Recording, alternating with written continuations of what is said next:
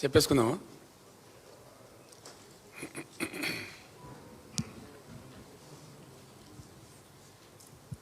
Parliament ఎన్నికల ప్రచారం ముగిసే సందర్భంలో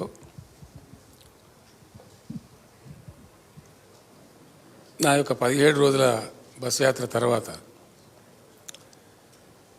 జనం నుంచి వచ్చినటువంటి స్పందనలు, మధ్యాహ్నం టైంలో జనం నాకు ఇచ్చిన సమాచారం, అనేక వర్గాల ప్రజలు కలిసి ఇచ్చినటువంటి సమాచారం తెలుస్తున్నది ఏంటంటే, ఈ ఎన్నికల్లో 2 జాతీయ పార్టీలను మించి వాళ్ళిద్దరికంటే కూడా చాలా ఎక్కువ స్థానాలలో బీఆర్ఎస్ అద్భుతంగా గెలవబోతూ ఉంది. దాంట్లో ఎటువంటి సందేహం కూడా లేదు. ఎందుకంటే ఈ 2 ప్రభుత్వాలు వాళ్ళ యొక్క ఆచరణ, వాళ్ళు అవలంబించిన తప్పుడు విధానాలు ప్రజల్లోకి బాగా స్పష్టంగా పోయినాయి. మేము కూడా బాగా చెప్పగలిగినాం. దాని ఫలితమే బీఆర్ఎస్ అద్భుతమైన విజయాన్ని సాధించబోతూ ఉంది. ముఖ్యంగా ఇక్కడ అధికారంలోకి వచ్చినటువంటి కాంగ్రెస్ పార్టీ ఒక అర్భక ముఖ్యమంత్రి యొక్క ఆధ్వర్యంలో చాలా బ్లండర్ మిస్టేక్స్ చేసింది. So many blunders.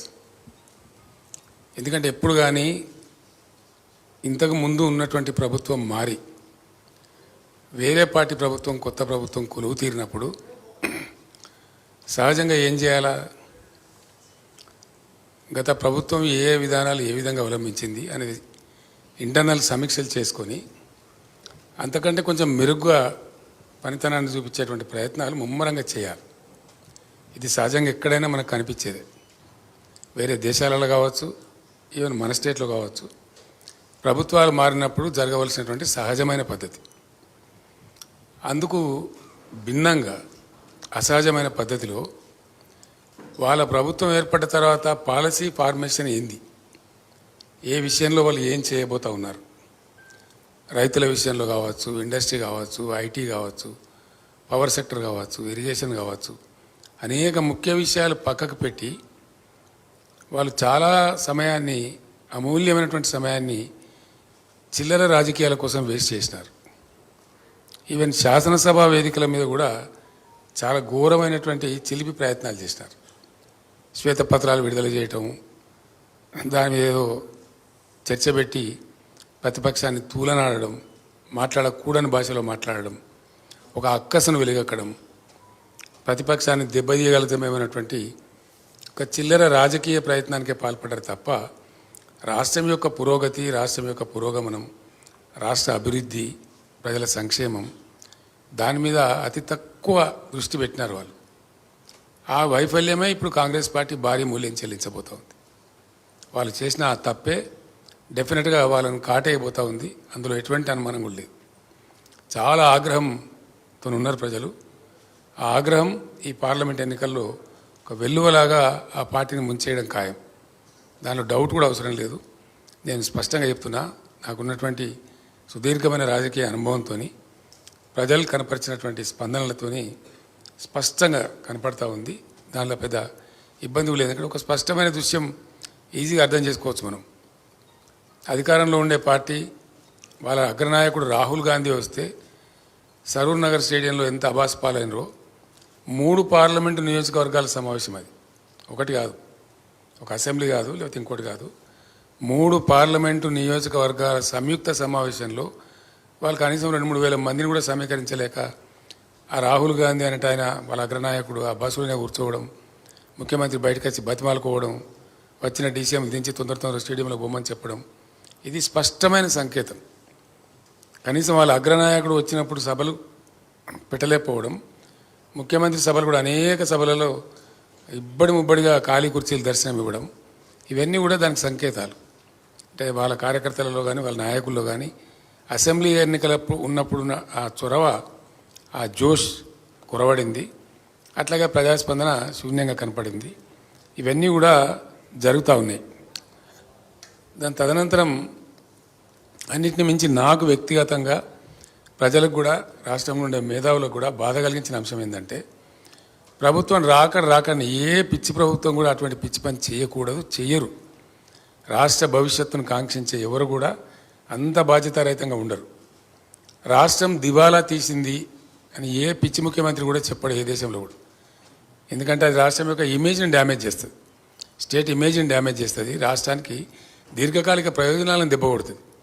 స్వల్పకాలికంగా వీళ్ళకి ఏదో రాక్షస ఆనందం కలిగి ఉండొచ్చు, అప్పటికప్పుడేదో చిల్లర మల్లర వాళ్ళు అనుకోవడానికి, వాళ్ళు అనుకోవడానికి, సంతోషపడడానికి తాత్కాలికంగా నిమిషానికి ఉపయోగపడవచ్చు, కానీ వాళ్ళ యొక్క అక్కసును వెలిగక్కడానికి ఉపయోగపడవచ్చు. కానీ రాష్ట్ర దీర్ఘకాలిక ప్రయోజనాల దృష్ట్యా, రాష్ట్రానికి పెట్టుబడులు ఆశించే దృష్ట్యా రాష్ట్రం బాగుందని చెప్పాలి.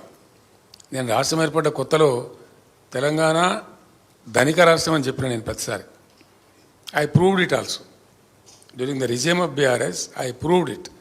ధనిక రాష్ట్రం అని చెబుతూ ఆ దిశగా పనిచేస్తూ అద్భుతమైన విజయాన్ని మేము సాధించినాం తప్ప అటువంటి ఆ పత్రాలు విడుదల చేసి అవి అన్ని తప్పుడు అంకెలు, తప్పుడు లెక్కలు వాటితో చేసి వాళ్ళు కాలయాపన చేసుకొని భంగపడ్డారు తప్ప ఏమి చేయలేదు. అట్లనే ఈ ప్రభుత్వం ఏర్పడక ముందు చాలా చక్కగా నడుస్తున్నటువంటి అనేక వ్యవస్థలు ఎప్పుడైనా ఉంటాయి. మీకు నేను మంచి ఉదాహరణ చెప్తాను. నేనే స్వయంగా మీరందరూ కూడా సాక్షులు, దానికి మీరే పేపర్లలో కూడా రాశారు. నేను సీఎం అయిన తర్వాత రివ్యూ చేస్తూ ఉంటే హెల్త్ డిపార్ట్మెంట్ వాళ్ళు వచ్చినారు. వాళ్ళు వస్తే అన్ని కార్యక్రమాలు చెప్తూ ఆరోగ్యశ్రీ గురించి నాకు వాళ్ళు చెప్పినారు. చెప్తే దాని వివరాలు కూడా చెప్పినారు. ఎవరు ప్రారంభించినారు, ఎవరు ముఖ్యమంత్రి ఉన్నప్పుడు ప్రారంభించినారు, ఎట్లా జరుగుతుందో ఆ కార్యక్రమం అని చెప్పినారు. నేను వాళ్ళని ఒకటే మాట అడిగిన, ఇది రాజశేఖర రెడ్డి గారు ముఖ్యమంత్రిగా ఉండే టైంలో కాంగ్రెస్ ప్రభుత్వం ప్రారంభించినటువంటి పథకం, ఇది బాగా జరుగుతుంది సార్, ప్రజలకు ఉపయోగం ఉంది అని చెప్పినారు. నేను ఒకటే క్వశ్చన్ అడిగిన వాళ్ళను, మీకు ఇంకా దీన్ని ఇంప్రూవ్ చేయాలంటే, ఈ పథకాన్ని ఇంకా షార్పెన్ చేసి ఇంకా ఇందులో లేని జబ్బులు కూడా కలిపి తీసుకొని పోవాలంటే మీకు ఎంత అడిషనల్ మనీ అవసరం, ఆ డబ్బు తీసుకోండి, కార్యక్రమం పేరు కూడా మార్చొద్దు, అట్లే పెట్టమని చెప్పినాం. అట్లనే ఎడ్యుకేషన్ డిపార్ట్మెంట్ నేను రివ్యూ చేస్తూ ఉంటే సీఎం అయిన తర్వాత వాళ్ళు చెప్పినారు, అన్ని కార్యక్రమాలు చెప్తూ ఫీజు రియంబర్స్మెంట్ గురించి చెప్పినారు. ఫీజు రియంబర్స్మెంట్ సార్ ఇది రాజశేఖర రెడ్డి గారు ప్రారంభించారు, వారి టైంలో మంచి కార్యక్రమం సార్, బాగా జరుగుతుంది, కాకపోతే కొన్ని అవకతవకలున్నాయి, వాటిని సరిదిద్దాలి, ఇప్పుడు నిలిపేసి అవకతవకలు సరిదిద్ది ముందుకు పోదామని అడిగినారు. నేను స్పష్టంగా చెప్పిన, నిలిపద్దు, విద్యార్థులకు ఇబ్బందులు వస్తాయి, సర్టిఫికెట్లు ఇవ్వరు, ఇంజనీరింగ్ కాలేజీలు కొన్ని తప్పుడుగా ఉన్నాయంటే వాటిని సరిదిద్దుదాం కోర్స్ ఆఫ్ టైంలో, కానీ ఇప్పటికిప్పుడు మాత్రం దాన్ని నిలిపద్దండి, మీకు ఇంకేమైనా అడిషనల్ మనీ కావాలంటే కూడా తీసుకోండి కానీ నిలిపద్దని చెప్పినాం. అంత ఔన్నత్యం ఉండానండి, మినిమం ఉండాలి ఆ కట్టసి, ఆ మర్యాద. ఏ ప్రభుత్వం పెట్టినా కార్యక్రమమే. Government is a continuous process, ఒక రోజుతో అయిపోయేది కాదు. అదే విషయం శాసనసభలో నేను స్వయంగా లేచి, రాజశేఖర రెడ్డి గారు తెలంగాణ వ్యతిరేక అయినప్పటికీ కూడా నేను ఎట్లా చెప్పినట్టు ఆయన అప్పటి చనిపోయి ఉన్నారు కాబట్టి, ఆ మహనీయుడు చచ్చి స్వర్గంలో ఉన్నాడు కానీ మంచి పథకం పెట్టిండు ఆరోగ్యశ్రీ అనేది, దీన్ని కొనసాగిస్తాం, దీన్ని ఇంకా పెంచి డబ్బులు పెంచి దీన్ని మంచి పద్ధతిలో కొనసాగిస్తామని చెప్పిన తప్ప మేము అటు చెరిపేస్తామని చెప్పలేదు. దీన్ని తీసేస్తాం, క్యాన్సిల్ చేస్తాం, ఇది మా స్కీమ్ కాదని చెప్పి దాని మీద లేబుల్ అంటించి ఆ పిచ్చి ప్రయత్నాలు, ఆ చిలిపి ప్రయత్నాలు మేము చేయలే. అది కంటిన్యూ చేసినాం. ఫీజు రియంబర్స్మెంట్ కంటిన్యూ చేసినాం. చక్కటి ఫలితాలు కూడా వచ్చినాయి, ప్రజలకు మేలు జరిగింది. కానీ ఈ ప్రభుత్వం చక్కగా నడుస్తున్నటువంటి మంచి కార్యక్రమాలు, అనేక కార్యక్రమాలు, వాటిని దెబ్బ తీసుకున్నారు పాపం. వాళ్ళకి అతి తెలివికి పోయి అది అనవసరమైనటువంటి ఒక బేసిజానికి పోయి దెబ్బ తీసుకొని వాళ్ళ కాలు వాళ్ళే ఎరుగొట్టుకున్నారు. ఇక్కడ నష్టపోయింది వాళ్ళే, వేరే వాళ్ళు నష్టపోరు. ముఖ్యంగా కరెంటు. తెలంగాణ ఏర్పడ్డ తొలి రోజులలో కరెంటు బాధలు వర్ణనాతీతం, అది మనందరికీ తెలుసు, కళ్ళారా చూసినాం. ఇందిరా పార్క్ దగ్గర పారిశ్రామికవేత్తలు ధర్నా చేసినటువంటి సన్నివేశాలు, కార్మికులకు 3 పూటల మాకు పని దొరకలేదు, కనీసం 1 టైం దొరకలేదు, ఈ పవర్ హాలిడేస్తో చస్తున్నామని కార్మికులు పటాన్ చెరువు, మన చెర్లపల్లి ప్రాంతాల్లో కార్మికులు కూడా ధర్నా చేసినటువంటి ఉదంతాలు చాలా చూసినాం మనం. చాలా రైతాంగం కూడా బావుల కాడికి రాత్రికి పోవటం, అలా పాములు గుర్చడం, షాక్స్తో చచ్చిపోవటం, అవన్నీ కూడా చూసినాం. వితిన్ 3-4 మంత్స్లోనే వ్యవసాయం తప్ప మిగతా అన్ని రంగాలకు 24 గంటల కరెంటు తెచ్చినాం. 4-5 మంత్స్లోనే. వితిన్ అనదర్ 1 year, అంటే 1.25 yearలో, 1.5 సంవత్సరంలో వ్యవసాయానికి కూడా 24 hours పవర్ ఇవ్వడం స్టార్ట్ చేసినాం. 7,000 మెగావాట్లు ఉన్న విద్యుత్ శక్తిని 21,000 మెగావాట్లకు పెంచినాం. బ్రహ్మాండంగా జరగాల. ఇంకా మంచిగా చెప్పానంటే మొత్తం ఇండియాలో భారతదేశంలో ఉండే 28 రాష్ట్రాలలో అన్ని రంగాలకు నిరాఘాటంగా నిరంతరాయంగా అన్ఇంటరప్టెడ్ పవర్ సప్లై చేస్తున్న ఒకే ఒక రాష్ట్రం తెలంగాణ అనే స్థితికి తీసుకొని పోయినాం. అంత బాగుండే వ్యవస్థను ఇంత అనతి కాలంలో జస్ట్ ఇప్పుడు 6th మంత్ అండి, ఇది మొన్న May 7 తర్వాత 6వ నెలకు వచ్చింది ప్రభుత్వం. ఇప్పుడు 6వ నెల జరుగుతూ ఉంది. వితిన్ 5-6 మంత్స్లో ఇంత ఘోరంగా అంటే నేను ఆనెస్ట్గా చెప్తున్నా, నేను ట్విట్టర్లో కూడా పెట్టినా, నేనున్న చోట నీకు తర్వాత మానేసిన నేను బాగుండదు, మరి చీప్ అవుతుంది, నా పర్సనల్ డౌన్ అవుతుందని చెప్పి నేను ఏదో కక్ష కొద్ది పెడుతున్నాను అభిప్రాయం వస్తుందని మానేసిన. నేనుండే ప్లేసులలో నేను ఎక్కడైతే ఆగుతుంటానో నైట్ హాల్ట్స్ కానీ ఇంకో చోట కానీ 7-8 సార్లు పవర్ పోయిందండి నేనుండే చోట. ఒక చోటది మాత్రం నేను ట్విట్టర్లో పెట్టి ఆ తర్వాత మానేసిన. ఇది ఇంతే, ఇక లాభం లేదు, దున్నపోతు మీద వానబడేట్టున్నది అని చెప్పి మళ్ళీ దాన్ని కూడా ఏదో ఇది నిజం కాదు అని వీళ్ళు పిచ్చోళ్ళలాగా అరవటం, అది నా స్టాండర్డ్ తగ్గిపోతే నేను మానేసుకున్నా. 7-8 టైమ్స్ పవర్ ఫెయిల్యూర్. ఒకసారి కాదు, నేను ఉండగానే 2 సార్లు 3 సార్లు పవర్ పోవటం. ఊళ్ళలో అయితే అసలు దిక్కులే దివానం లేదు.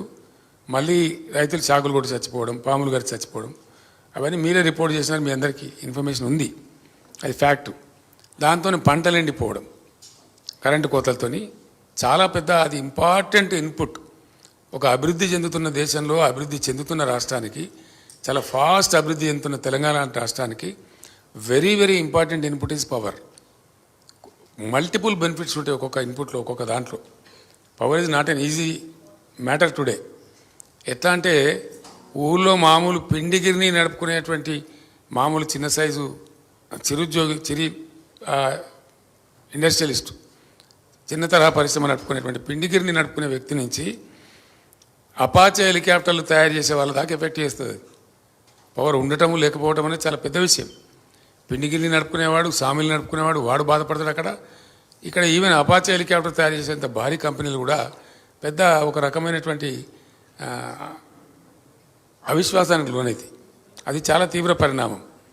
అట్లనే వ్యవసాయం చేసుకునేటువంటి మామూలు రైతు నుంచి అమెజాన్ లాంటి ఐటీ కంపెనీ కూడా దిగ్భ్రాంతి కలిగిస్తుంది. అది కారణం ఏంటంటే నేను ఎఫెక్ట్ అవుతాను రైతు అనుకుంటాడు, నేను ఎఫెక్ట్ అవుతాను ఐటీ వాళ్ళు అనుకుంటారు.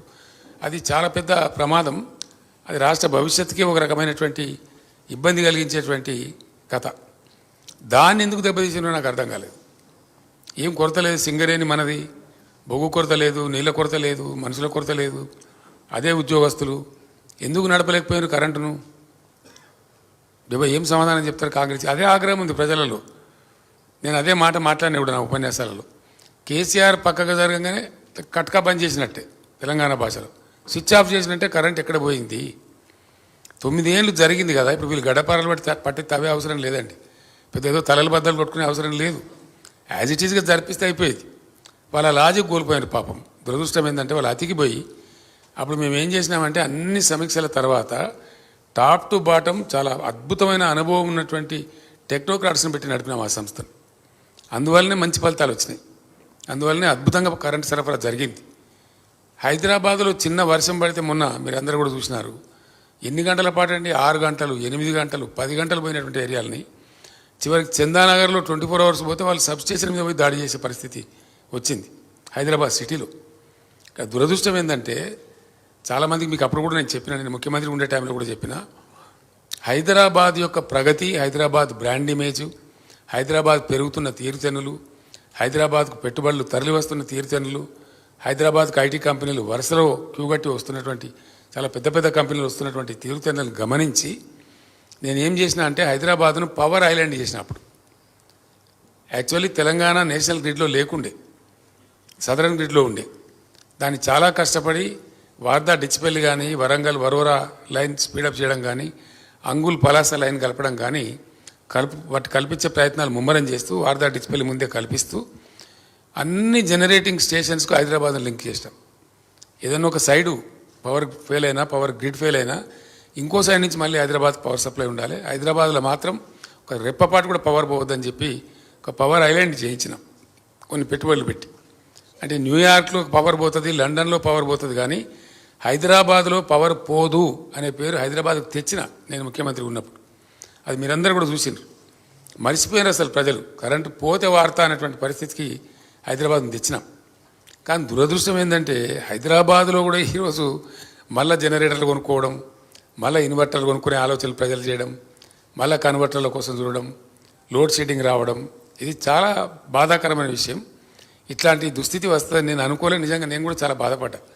Hyderabad city image definitely Hyderabad backbone for the economy of Telangana. దీన్నే దెబ్బతీసే పరిస్థితికి ప్రభుత్వం పోవడం, తద్వారా గ్రౌండ్లో కూడా కింద దిగువన గ్రామాలలో కరెంటు లేక పంటలు ఎండిపోయిన దృశ్యం, లక్షల ఎకరాలలో, వేల ఎకరాలు కాదు, మోటార్లు కాలిపోవడం చాలా దుర్మార్గమైనటువంటి పరిస్థితి. అది ఎన్నో మోటార్లు కాలిపోయినాయి రైతులవి. మూలకబడి మూతబడి ఉన్నటువంటి మోటార్ వైండింగ్ మిషన్స్ అన్నీ మళ్ళా పునరుత్తేజం పొందినాయి. అన్ని జిల్లాలలో, ఏ ఒక్క జిల్లా అని కాదు, అన్ని జిల్లాలలో ఎక్కడైతే బోర్ల మీద ఎక్కువ ఆధారం ఉందో అక్కడైతే చాలా పెద్ద దెబ్బ తగిలింది. రైతులు చనిపోయినారు, పంటలు ఎండిపోయినాయి, మోటార్లు కాలిపోయినాయి, చాలా పెద్ద అవస్థ వచ్చింది. ఈ విధంగా వీళ్ళ యొక్క అసమర్థత వల్ల, అతి ప్రవర్తన వల్ల ఉన్న ఆఫీసర్లందరినీ తీసేసి ఏకపక్షంగా మొత్తం ఐఏఎస్లో నిలయం చేసేసి దాన్ని చాలా భయంకరంగా చేసినారు. అది కూడా చాలా పెద్ద బాధాకర పరిణామం. ఆల్రెడీ స్టార్ట్ అయిందండి. పరిశ్రమలు తరలి వస్తున్నాయి తెలంగాణకు అనే లైన్ ఇండియాలో ఎవరిని అడిగినా, ఏ ఇన్వెస్టర్ని అడిగినా, yes Telangana is the right destination, will go there అని చెప్పిన పరిస్థితి నుంచి పరిశ్రమలు తరలిపోతున్నాయి తెలంగాణ నుంచి అనేటువంటి వార్తలు వచ్చినాయి. కార్నింగ్ అనే ఒక ఇండస్ట్రీ 1000 crores పెట్టుబడితో వచ్చి ఆల్మోస్ట్ వాళ్ళ పనులు ప్రారంభించాలి. ఆ దశలో ఆ పరిశ్రమ తమిళనాడుకు తరలిపోయింది. ఇక్కడ పరిస్థితి అంతా ఉల్టాపల్టా ఉన్నదని భయపడి పారిపోయినారు. అంటే ఎంత సిచ్యువేషన్ రివర్స్ అయింది, ఎంత ఇబ్బందికరమైనటువంటి పరిస్థితి వచ్చింది. ఇన్వెస్ట్మెంట్ తరలిపోవడం అనేది చాలా బాధాకరం, మోస్ట్ అన్ఎక్స్పెక్టెడ్. తెలంగాణ నుంచి వంటి రాష్ట్రం నుంచి తరలిపోవడం అనేది చాలా బాధాకరం. అది కూడా ఒక బాగా ఇబ్బంది కలిగించిన విషయం. ఈ ప్రభుత్వానికి ఈవెన్ కార్మిక లోకం కూడా, బీఆర్ఎస్ గవర్నమెంట్ ఉన్నప్పుడు మేము 3 shifts పనిచేసుకునే అవకాశం ఉండేది. మాకు కష్టపడి 10 రూపాయలు సంపాదించుకుందామనే కార్మికులకు ఇప్పుడు అది కూడా మాకు లేకుండా పోయింది. మా నోటికాడ కూడెత్తిపోయిందని పారిశ్రామిక వర్గాలే కాదు, అందులో పనిచేసేటువంటి కార్మిక వర్గాలు కూడా చాలా నీరసానికి, నిరాశకు, ఒక రకమైనటువంటి నిస్తేజానికి గురైనరు. వాళ్ళ ఆగ్రహాన్ని కూడా ఇప్పుడు కాంగ్రెస్ ప్రభుత్వం ఫేస్ చేయబోతూ ఉంది. ఆ పార్టీ చాలా పెద్ద దెబ్బతినేటువంటి పరిస్థితిలో ఉంది. అదేవిధంగా మంచినీటి సరఫరా అండి, చాలా అద్భుతమైనటువంటి స్కీమ్ అది. మేము దాన్ని ఛాలెంజ్గా తీసుకొని చేసినాం. దానికి ఒక స్ట్రాంగ్ రీజన్ ఏంటంటే, తెలంగాణలో చాలా చోట్ల ఉంది, కొన్ని చోట్ల స్వల్పంగా బ్రాకిష్ వాటరు, కొన్ని చోట్ల ఫ్లోరైడ్ వాటరు. నల్గొండ లాంటి జిల్లాలో అత్యధికమైనటువంటి ఫ్లోరైడ్ సమస్య ఉంది. దాని మీద చాలా ఉద్యమాలు జరిగినాయి, దశాబ్దాల తరబడి జరిగినాయి. దుశ్చర్ల సత్యనారాయణ గారు ఆ జిల్లా బిడ్డ, ఆయన ఒక బ్యాంకు ఉద్యోగి. ఆయన ఉద్యోగాన్ని రాజీనామా చేసి జలసాధన ఉద్యమాన్ని నడిపి ఆ అంశాల స్వామి అని ఒక అబ్బాయిని తీసుకెళ్ళి, అప్పుడు వాజ్పేయి గారు ప్రైమ్ మినిస్టర్గా ఉంటే ఆయన టేబుల్ మీద పండబెట్టి, అయ్యా మా బతికిట్లు అయిపోయింది, మా నడుములు వంగిపోతున్నాయని ముత్తుకుంటే కూడా సాల్వ్ కాలే. ఆ సమస్య తీరలే తెలంగాణకు. తెలంగాణ రాష్ట్రం ఏర్పాటయ్యేదాకా కూడా ఆ సమస్య పరిష్కారం కాలే. అట్లనే తెలంగాణ జియోగ్రఫికల్ కండిషన్, భౌగోళిక పరిస్థితులను అనుసరించి ప్రతి సమ్మర్లో ఈ సమస్య వస్తుంది. 100,000 కోట్ల రూపాయలు ప్రభుత్వం ఖర్చు చేస్తుంది. కాబట్టి అవన్నీ ఉండకూడదన్నటువంటి ఉద్దేశంతో ఒక ఛాలెంజ్గా తీసుకొని ఒక మిషన్ మోడ్లో మేము తెచ్చిన స్కీమ్ మిషన్ భగీరథ. అతి త్వరగా అక్కడి నుంచి రావాల్సిన నీళ్లు కృష్ణా థర్డ్ ఫేజ్ కూడా కంప్లీట్ చేసి, ఎల్లంపల్లి నుంచి రావాల్సిన నీళ్ళని కూడా చాలా ఫాస్ట్గా, దాని క్లియరెన్స్ లాగిపోతే నేను డిఫెన్స్ వాళ్ళతోని, రైల్వే వాళ్ళతోని పోరాటం చేసినంత పనిచేసి వాళ్ళని బెదిరించి, ప్రధానమంత్రి కూడా చెప్పే అవసరం అనుకుంటే కేంద్ర ప్రభుత్వానికి కూడా చెప్పి త్వర కంప్లీట్ చేసి తెచ్చినాం. హైదరాబాద్లో ఆ నీళ్ళు ఇవ్వడం కూడా మేము ఎంత మంచిగా ఇచ్చినామంటే, నిరుపేదలకు గ్రామీణ ప్రాంతాల్లో ₹1 కూడా లేకుండా ప్రతి ఇంటికి కనెక్షన్ ఇచ్చినాం.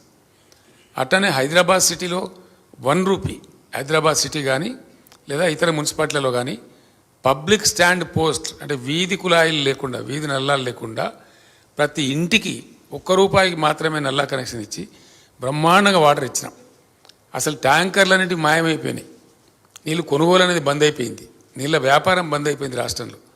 కానీ చిన్న కాలంలో 2, 3, 4 నెలల్లోనే వీళ్ళ అతి ప్రయత్నాల వల్ల, అతి ప్రవర్తన వల్ల అసలు తాగునీటి విషయంలో ఇప్పుడు ప్రజలు అనుభవిస్తున్న బాధ చెప్పనాలో కాకుండా ఉందండి. మళ్ళీ బిందెలు వచ్చినాయి, బిందెలు మోస్తున్నారు ప్రజలు, దూరం నుంచి మోస్తున్నారు. అనేక రకాల సమస్యలు, నల్లగొండలో ఫ్లోరైడే కాదు, మన ఏజెన్సీ ఏరియాలలో కూడా అనేక గిరిజనులు చచ్చిపోదురు. మనం అందరం కూడా చూసినాం.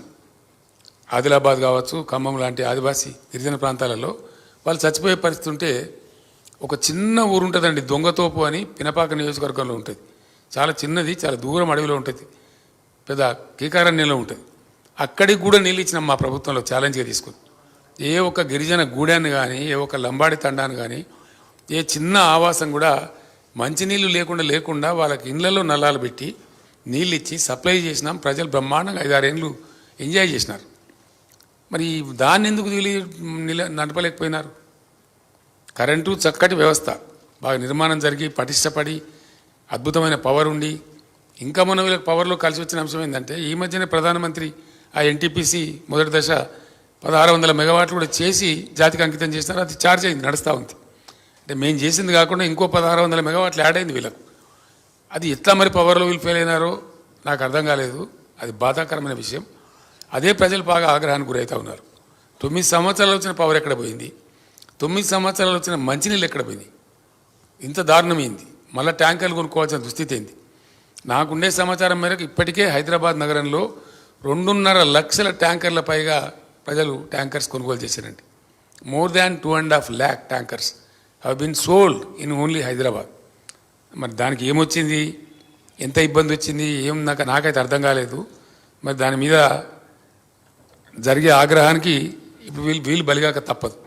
ఎందుకంటే ప్రపంచవ్యాప్తంగా వైద్యులు, వైద్య శాస్త్రం అంతా తేల్చి చెప్పిన సబ్జెక్ట్ ఏంటంటే డిసీజెస్ అంటే వ్యాధులు ప్రజలకు వచ్చేది 75% పైబడిన వ్యాధులు డ్రింకింగ్ వాటర్ ద్వారానే కమ్యూనికేట్ అవుతాయి అని మొత్తం వైద్యులు చెప్పినారు. WHO కూడా తేల్చింది. ఆ తదనంతరం మేము దాన్ని ఛాలెంజ్ ఎందుకు తీసుకున్నామంటే ప్రజలకు ఈ వ్యాధులు వచ్చే బాధ కూడా పోతుంది, ఫ్లోరైడ్ బాధ పోతుంది, పుష్కలమైన నీళ్లు దొరుకుతాయి, సంతోషంగా ఉంటారు ప్రజలని మేము చాలా సీరియస్గా తీసుకొని చేసినాం. దానిలో ఎందుకు వైఫల్యం చెందామని నాకైతే అర్థమే కాలేదు. ఈ రోజుకు నాకు అర్థమైతలేదు. I'm really surprised. ఏం కారణం? నడిచిన వ్యవస్థ, బాగా ఉన్న వ్యవస్థ, చాలా అద్భుతమైన వ్యవస్థ, కేవలం సంవత్సరానికి 200 మెగావాట్ల పవర్ మాత్రమే తీసుకునే వ్యవస్థ, అది ఎందుకు చెడిపోయింది? ఎవ్వరు మొరపెట్టుకున్నా దాన్ని పీడించే పరిస్థితి లేదు. నేను అడిగినాను, ఒక 2-3 జిల్లాలకు ఫోన్లు చేసి అధికారులను అడిగిన, ఏమైనా మీరే నిర్మాణం చేశారు, మీరే నడిపినరు, మళ్ళీ ఇప్పుడు మీరే ఉన్నారు కదా, ఎందుకు నడపలేకపోతున్నారు మిషన్ భగీరథ, ఏం కారణం అని అడిగితే, సార్ మా డిపార్ట్మెంట్ అంతా స్వతంత్రం వచ్చినట్టు ఫీల్ అవుతున్నారు మీరు ఊడిపోయిన తర్వాత, ఎవరికి వాడు ఇంటలేడు సార్, ఆ సమీక్షలు కూడా లేవు ప్రభుత్వంలో, మమ్మల్ని అడిగేవాడు కూడా లేడు. ఫ్యాక్ట్ ఇది, నాకు చెప్పింది అధికారులు. 3-4 జిల్లాల అధికారులు నేను ఎంక్వైరీ చేస్తే వాళ్ళు ఏం చెప్తున్నారంటే అసలు అడిగేవాడు లేడు, పట్టించుకునేవాళ్ళు లేడు సార్, చిన్న పైపు ఫెయిల్ అయితే కూడా వారం దాకా ఎవరు తిరిగి చూసేవాళ్ళు లేడు, మీరున్నప్పుడేమో అది వేరే పద్ధతి ఉండే, భయం భక్తి ఉండే, ఇప్పుడు అది లేదు, ఒక విచ్చలవిడితనం వచ్చింది, దాని ద్వారానే ఈ దుర్మార్గం జరుగుతూ ఉందని చెప్పి వాళ్ళు చెప్తా ఉన్నారు. అట్లా మరి పేదలు బాధనే, పెద్దల బాధనే, కమర్షియల్ వాళ్ళ బాధనే. ఈ శుద్ధమైన జలాలు అందక 4-5 నెలల స్వల్పకాలంలో మళ్ళా ప్రజలు బోర్ల నీళ్లు, ఉప్పు నీళ్ళు తాగే పరిస్థితి తెచ్చిపెట్టింది ప్రభుత్వం. ఆ ఉప్పు నీళ్లు తాగే ప్రజల ఆగ్రహాన్ని కూడా ఇప్పుడు పార్లమెంట్ ఎన్నికలలో డెఫినెట్గా వీళ్ళు చూడబోతూ ఉన్నారు. అందువల్ల అతిసారతో గిరిజనులు చచ్చుకునే బాధలు పోయినుండే, అన్ని బాధలు పోయినుండే. దాని తర్వాత మీరందరూ చూసినారు, ఇది నేను డబ్బా కొట్టుకోవడం కాదు, కేంద్ర ప్రభుత్వం జలశక్తి మంత్రి స్వయంగా పార్లమెంటు వేదికగా ప్రకటించినాడు. 100% ట్యాప్ కనెక్షన్స్ ఇచ్చి పోర్టబుల్ డ్రింకింగ్ వాటర్ సప్లై చేస్తున్న ఏకైక రాష్ట్రం ఇండియాలో తెలంగాణ అని కేంద్ర ప్రభుత్వమే మాకు సర్టిఫికేట్ ఇచ్చింది. ఆ సర్టిఫికేటు పార్లమెంట్ సాక్షిగా పార్లమెంటులో ఆ మంత్రి స్వయంగా చెప్పినాడు. మరి అటువంటి మంచి ఉన్నటువంటి రాష్ట్రం ఇంత బాధ కిందకి వచ్చింది. ఇలా మహిళలు అయితే తిడుతున్నారు రాష్ట్ర ప్రభుత్వాన్ని. ఆ బిందెలు మోస్తూ ట్యాంకర్ల కాడ పోయి ఆ ట్యాంకర్ల కాడ నీళ్లు పట్టుకుంటూ మళ్ళా పాతకాలం వచ్చింది, మళ్ళీ మా కర్మ, మేము అన్నంలో మన్ను పోసుకున్నాం అనే భాష ప్రజలు మాట్లాడుతూ ప్రభుత్వాన్ని చాలా భయంకరంగా తిడుతున్నారు. ఇవి చిన్నగానే కనిపిస్తాయి, చిన్న అంశాలు అనిపిస్తాయి, చిల్లర రాజకీయాలకు చిన్నగా అనిపిస్తాయి, కానీ ప్రజలు కేంద్ర బిందువుగా ఆలోచించే వాళ్ళకి పెద్దగా అనిపిస్తాయి. ఇవి క్షమార్హమైన నేరాలు కావు, ప్రజలు క్షమించలేరు. ప్రజల ఆగ్రహం ఖచ్చితంగా వీళ్ళు చవిచూడబోతారు. దాని తర్వాత ఇంకోటి, మూడవది, మేము ఒక పాలసీ తీసుకున్నాం. శాసనసభలో కూడా నేను చాలాసార్లు కుండ బద్దలు కొట్టినట్టుగా నేను చెప్పిన, వ్యవసాయానికి మేము అత్యంత ప్రాధాన్యత ఇచ్చినాం, అనేక వేల కోట్ల రూపాయలు ఖర్చు చేసినాం.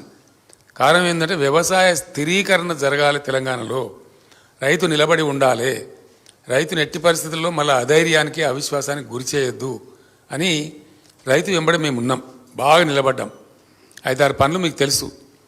ఎక్కడ దేశంలో ఎవరు కూడా వాళ్ళ నోట్ల నుంచి కూడా పలకనటువంటి, ఎప్పుడు కానీ ఎరగనటువంటి పెట్టుబడి సహాయాన్ని రైతు బంధు రూపంలో తెచ్చినాం. దాన్ని పటిష్టంగా అమలు చేసినాం. 24 గంటల పాటు వ్యవసాయానికి విద్యుత్ శక్తి ఇచ్చినాం.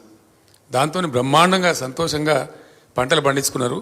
ఇంట్లో పండుకొని మంచిగా పొద్దున పోయి పెట్టుకునేది మోటార్లు, నడించ పండుకొని మంచిగా పొద్దున్న లేచి చాలా కాన్ఫిడెన్స్తో పోయేది. అట్లాంటిది ఒక్కటేసారి తారుమారు అయిపోయింది. వ్యవసాయ విద్యుత్ శక్తి కనెక్షన్లు పోవటం, మోటార్లు కాలటం, మళ్ళీ రాత్రిపూట బావుల కాడికి పోవాల్సిన దుస్థితి రావడం చాలా ఆగ్రహం తెప్పించింది రైతాంగానికి. అది అరే ఇంత లోపలనే, ఇంత తొందర లోపలనే ఇచ్చేట్లయితుంది. మేము ఆశ్చర్యపడుతున్నాం, ప్రజలు ఆశ్చర్యపడుతున్నాం. చివరికి ప్రజలు చాలా పెద్ద భయంకరమైనటువంటి కోపం మీద ఉన్నారు. 3-4 స్టెప్స్ అండి. ఒకటి రైతు బంధు ఆగం చేసినారు, పెట్టుబడి సాయం ఇవ్వలేదు. నేను అన్ని సభలలో ఓపెన్గా అడిగిన, చాటుకు అడగలేదు రూపులో.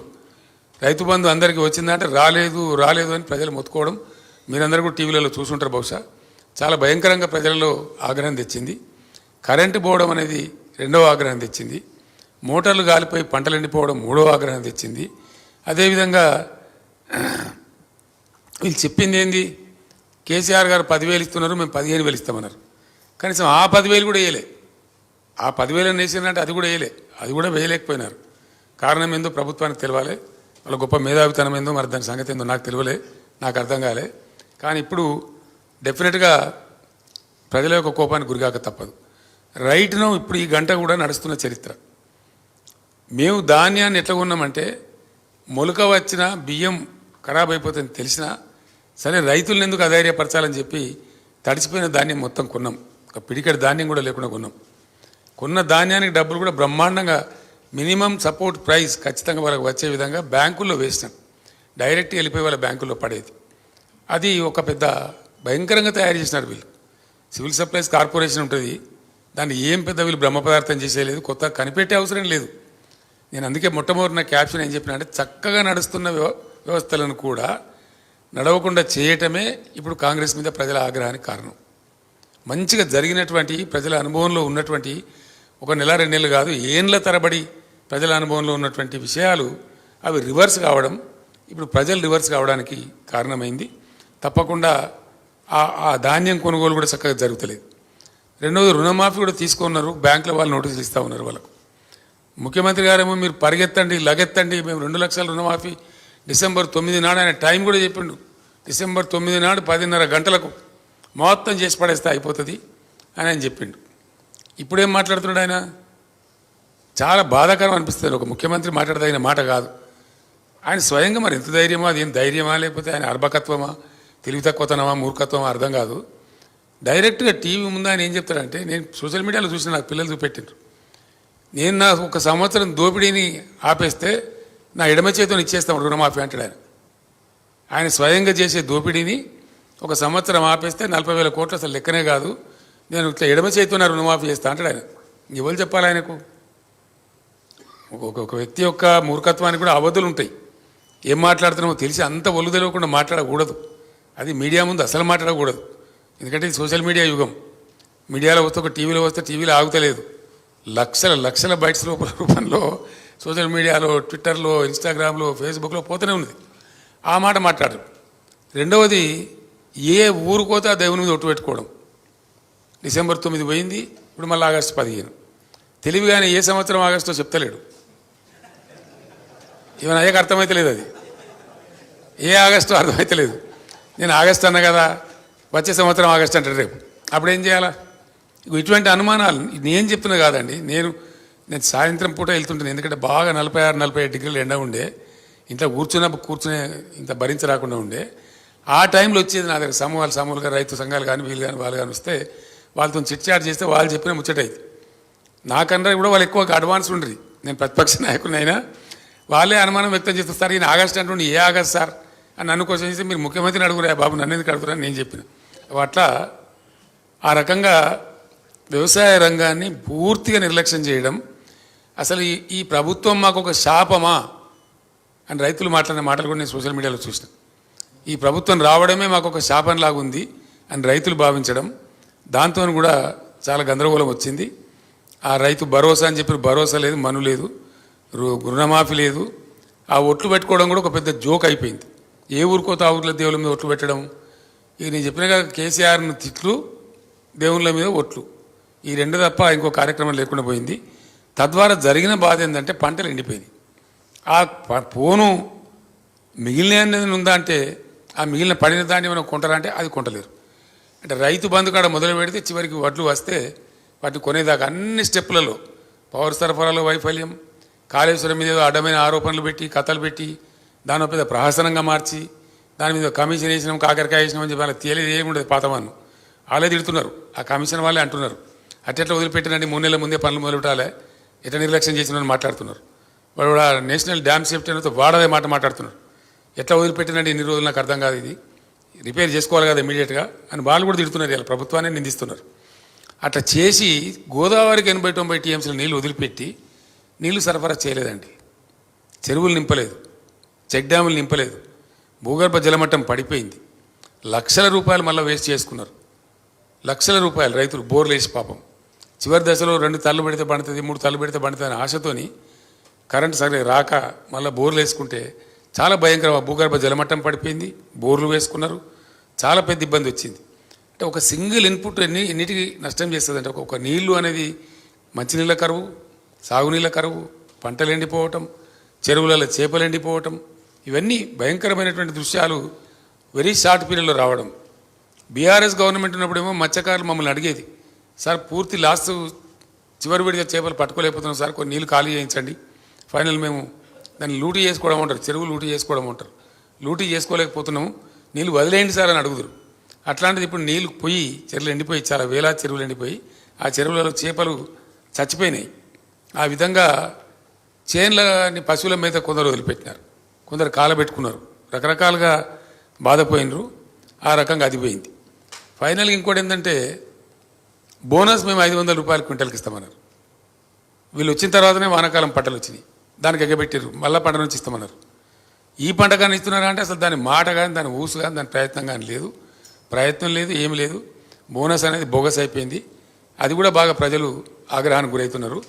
చాలామంది రైతులు చెప్పేది ఏంటంటే బోనస్ అట్లా చావని కనీసం మద్దతు ధరను ఇప్పియండి అని మొత్తుకుంటున్నారు.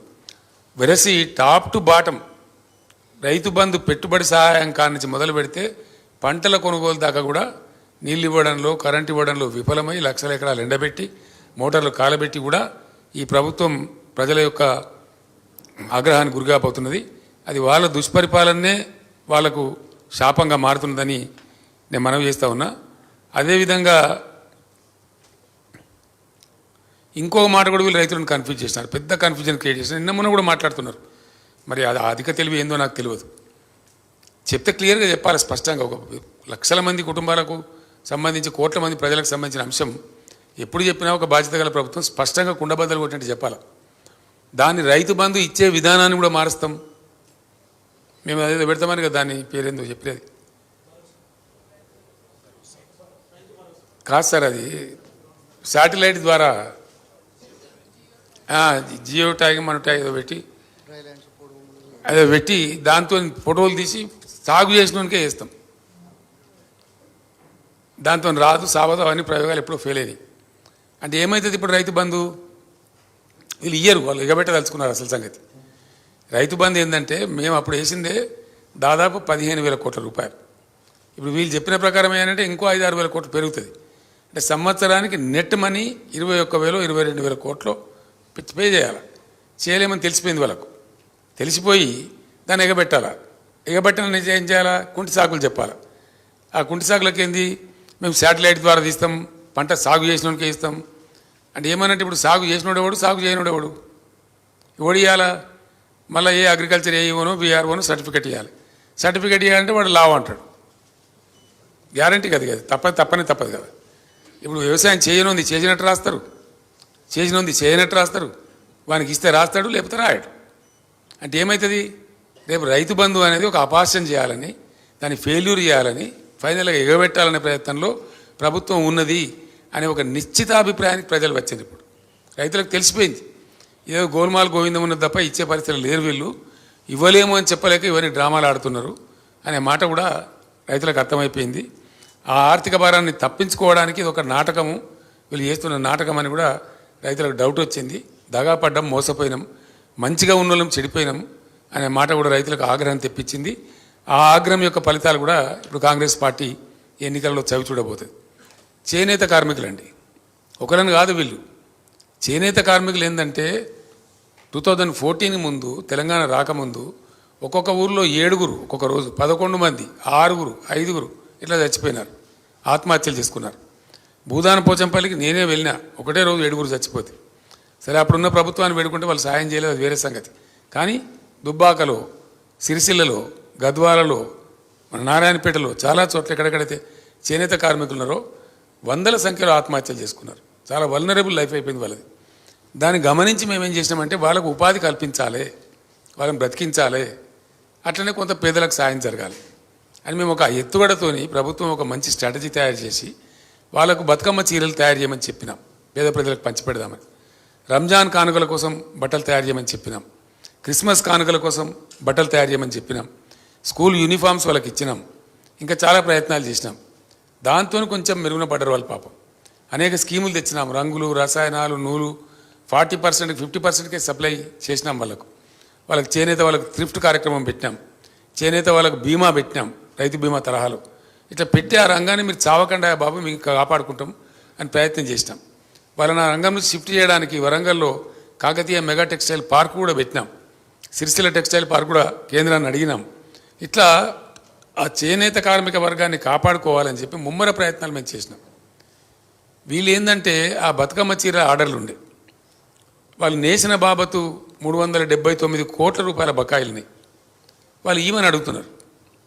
అరే మా బకాయిలను ఇవ్వండియా బాబు, కొత్త వాటికి ఆర్డర్లు ఇవ్వలేదు, రంజాన్ తోఫా కూడా ఎగబెట్టినారు ఈసారి, రంజాన్ కూడా కానుకలు ఇవ్వలేదు, అది ఇవ్వలేదు, ప్లస్ వాళ్ళకి ఆర్డర్లు ఇవ్వలేదు. బకాయిలను ఇవ్వండి, మేము బతుకుతాం, తినాలి కదా మేమంటే బకాయిలు ఇవ్వలేదు కదా అని చెప్పి అడిగితే ఒక కాంగ్రెస్ నాయకుడు వచ్చి వాళ్ళని నిరోధులు అమ్ముకొని బతకమనండి, మొన్నటిదాకా దొబ్బి తిన్నది చాలలేదా, వాళ్ళని పాపడాలు అమ్ముకొని బతకమనండి అని చాలా ఘోరంగా మాట్లాడితే నాకు కోపం వచ్చింది. నేను కొంచెం తీవ్రంగా ఖండించిన. అదేందో నేను మహత్తరమైన తప్పు చేసినట్టు చేనేత కార్మికుల తరఫున మాట్లాడితే వాళ్ళ బాధను ఎక్స్ప్రెస్ చేయాలని కొంచెం వ్యంగ్యం ప్రయోగిస్తే అదేందో నేను మహత్తరమైన తప్పు చేసినట్టు నా గొంతు నొక్కటట్టు నా మీద 48 గంటల నిషేధం పెట్టినారు. అంటే ఏం చేనేత కార్మికుల పక్షాన మాట్లాడే తప్ప ఎందుకు చేయాలి? ప్రభుత్వం ఎందుకు చేసింది? ఆర్డర్లు ఇవ్వరు, బతుకు తెరువు కల్పించరు, చేసిన పనికి కూలి అడిగితే ఇవ్వరు, ప్రభుత్వంలో పెండింగ్ ఉన్న బకాయిలు అడిగితే ఇవ్వరు, చివరికి నిరోధులు అమ్ముకోండి అని వాళ్ళని అవమానిస్తారు. ఇట్లా చాలా ఘోరమైన కథ. మళ్ళీ ఇప్పుడు 4 చేనేత కార్మికులు చచ్చిపోయారండి, ఆత్మహత్య చేసుకున్నారు సిరిసిల్లలో. అక్కడ స్థానిక నాయకులు పోయి వాళ్ళని పరామర్శిస్తూ ఉన్నారు. వీళ్ళకి చేనేత కార్మికులు ఎట్లా వట్లేస్తారండి? ఎందుకు వేస్తారు? వెయ్యరు డెఫినెట్గా. వాళ్ళ ప్రతాపం ఎంత చూపెడతారు. ఇప్పుడు వాళ్ళు ఇవ్వకపోగా వాళ్ళ యొక్క ఆత్మగౌరవాన్ని దెబ్బతీసినారు కాబట్టి డెఫినెట్గా ఆగ్రహం ఆ వర్గాల నుంచి తప్పదు. అదేవిధంగా పల్లె ప్రగతి, పట్టణ ప్రగతి అని చెప్పి మేము 12,769 గ్రామ పంచాయతీలు రాష్ట్రంలో ఉంటే నేను పట్టుబట్టి ఎంబడబడి ఆల్ 12,769 గ్రామాలకు ట్రాక్టర్లు సమకూర్చాను. ఇండియాలో 1 and only స్టేట్ తెలంగాణ. 12 అంటే అన్ని గ్రామ పంచాయతీలకు 300 జనాభా 500 జనాభా ఉన్న గ్రామ పంచాయతీలకు కూడా ట్రాక్టర్లు సమకూర్చిన ఏకైక రాష్ట్రం తెలంగాణ, బీఆర్ఎస్ ప్రభుత్వ ఆధ్వర్యంలో. ఇది మీరందరూ సాక్షులు. దానికి అనేక మంది అధికారులకు అనేక మంది అనుమానాలు ఉంటే నేను చెప్పి వాళ్ళని దబాయించి ఆ రోజు ఇప్పించినాం. ట్రాక్టరు, ట్రాలీ, టాంకర్ 3 ఇప్పించినాం. దాంతో ప్రయోజనం ఏంటంటే రోజు చెత్త తీసే పద్ధతి, ఖచ్చితంగా హరితారం మొక్కలు కాపాడే పద్ధతి ఒక ఆనవాయితీ వచ్చింది. దాంతో ఒక అలవాటు వచ్చింది. ప్రతి 3-4 నెలలకోసారి పల్లె ప్రగతి, పట్టణ ప్రగతి డ్రైవ్ పెట్టి పట్టణాలను, పల్లెలను పరిశుభ్రంగా మార్చినాం. ఇలా 5 నెలలు అయిపోయింది, 6వ నెల నడుస్తూ ఉంది. ₹1 గ్రాంట్ అండి. వీళ్ళు సర్పంచ్లను తీసేసి పర్సనల్ ఇన్ఛార్జిని పెట్టినారు. సర్పంచ్లనే కొనసాగించే ఏం పోయేది ఉండే, పెద్ద మునిగిపోయేది ఉండేనా? వాళ్ళు కొనసాగితే కొంత మంచిగా చూడడం ఏడుదురు అని వాళ్ళని తీసేసి పర్సనల్ ఇన్ఛార్జిని పెట్టి ఒక్కటంటే ₹1 కూడా విడుదల చేస్తలేరండి. పాత బకాయిలకు విడుదల చేస్తలేరు, కొత్త ఇస్తలేరు. తద్వారా ఏమైంది? ఆ ట్రాక్టర్లు నడిచిన డీజిల్ బిల్లులు పేరుకపోయింది. ఆ పంపువాడు డీజిల్ వేయమంటే పోస్తలేడు.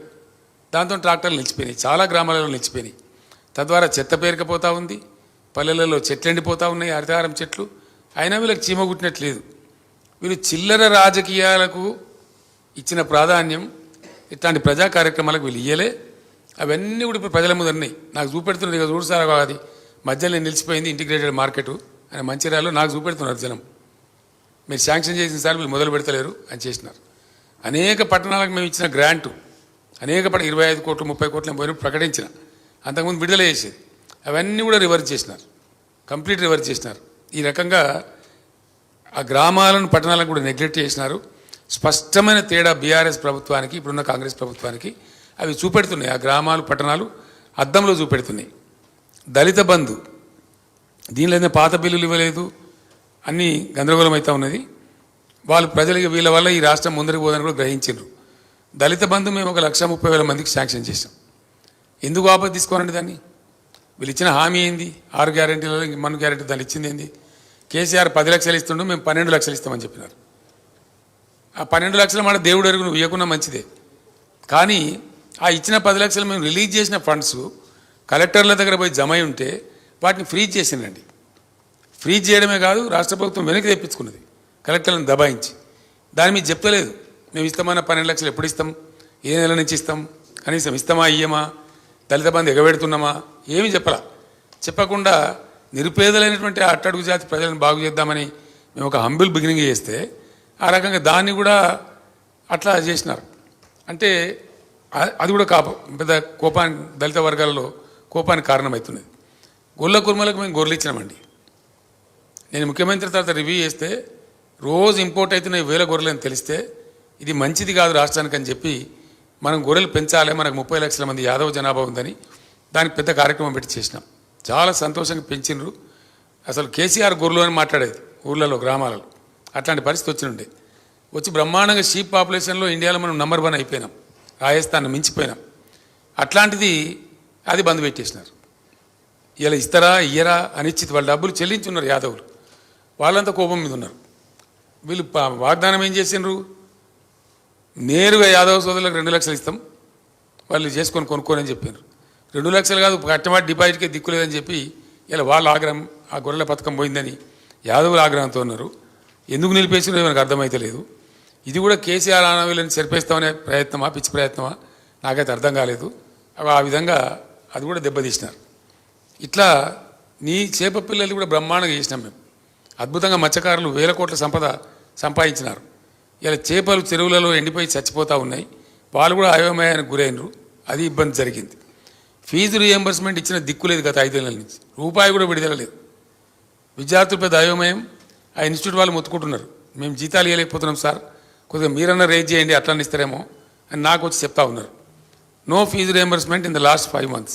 ఏం జరిగిందో భగవంతుని తెలుసు. మరి డబ్బులు ఎక్కడికి పోతున్నాయో తెలియదు, దాని మీద కాన్సన్ట్రేషన్ లేదు, అది ఇబ్బందులో ఉంది.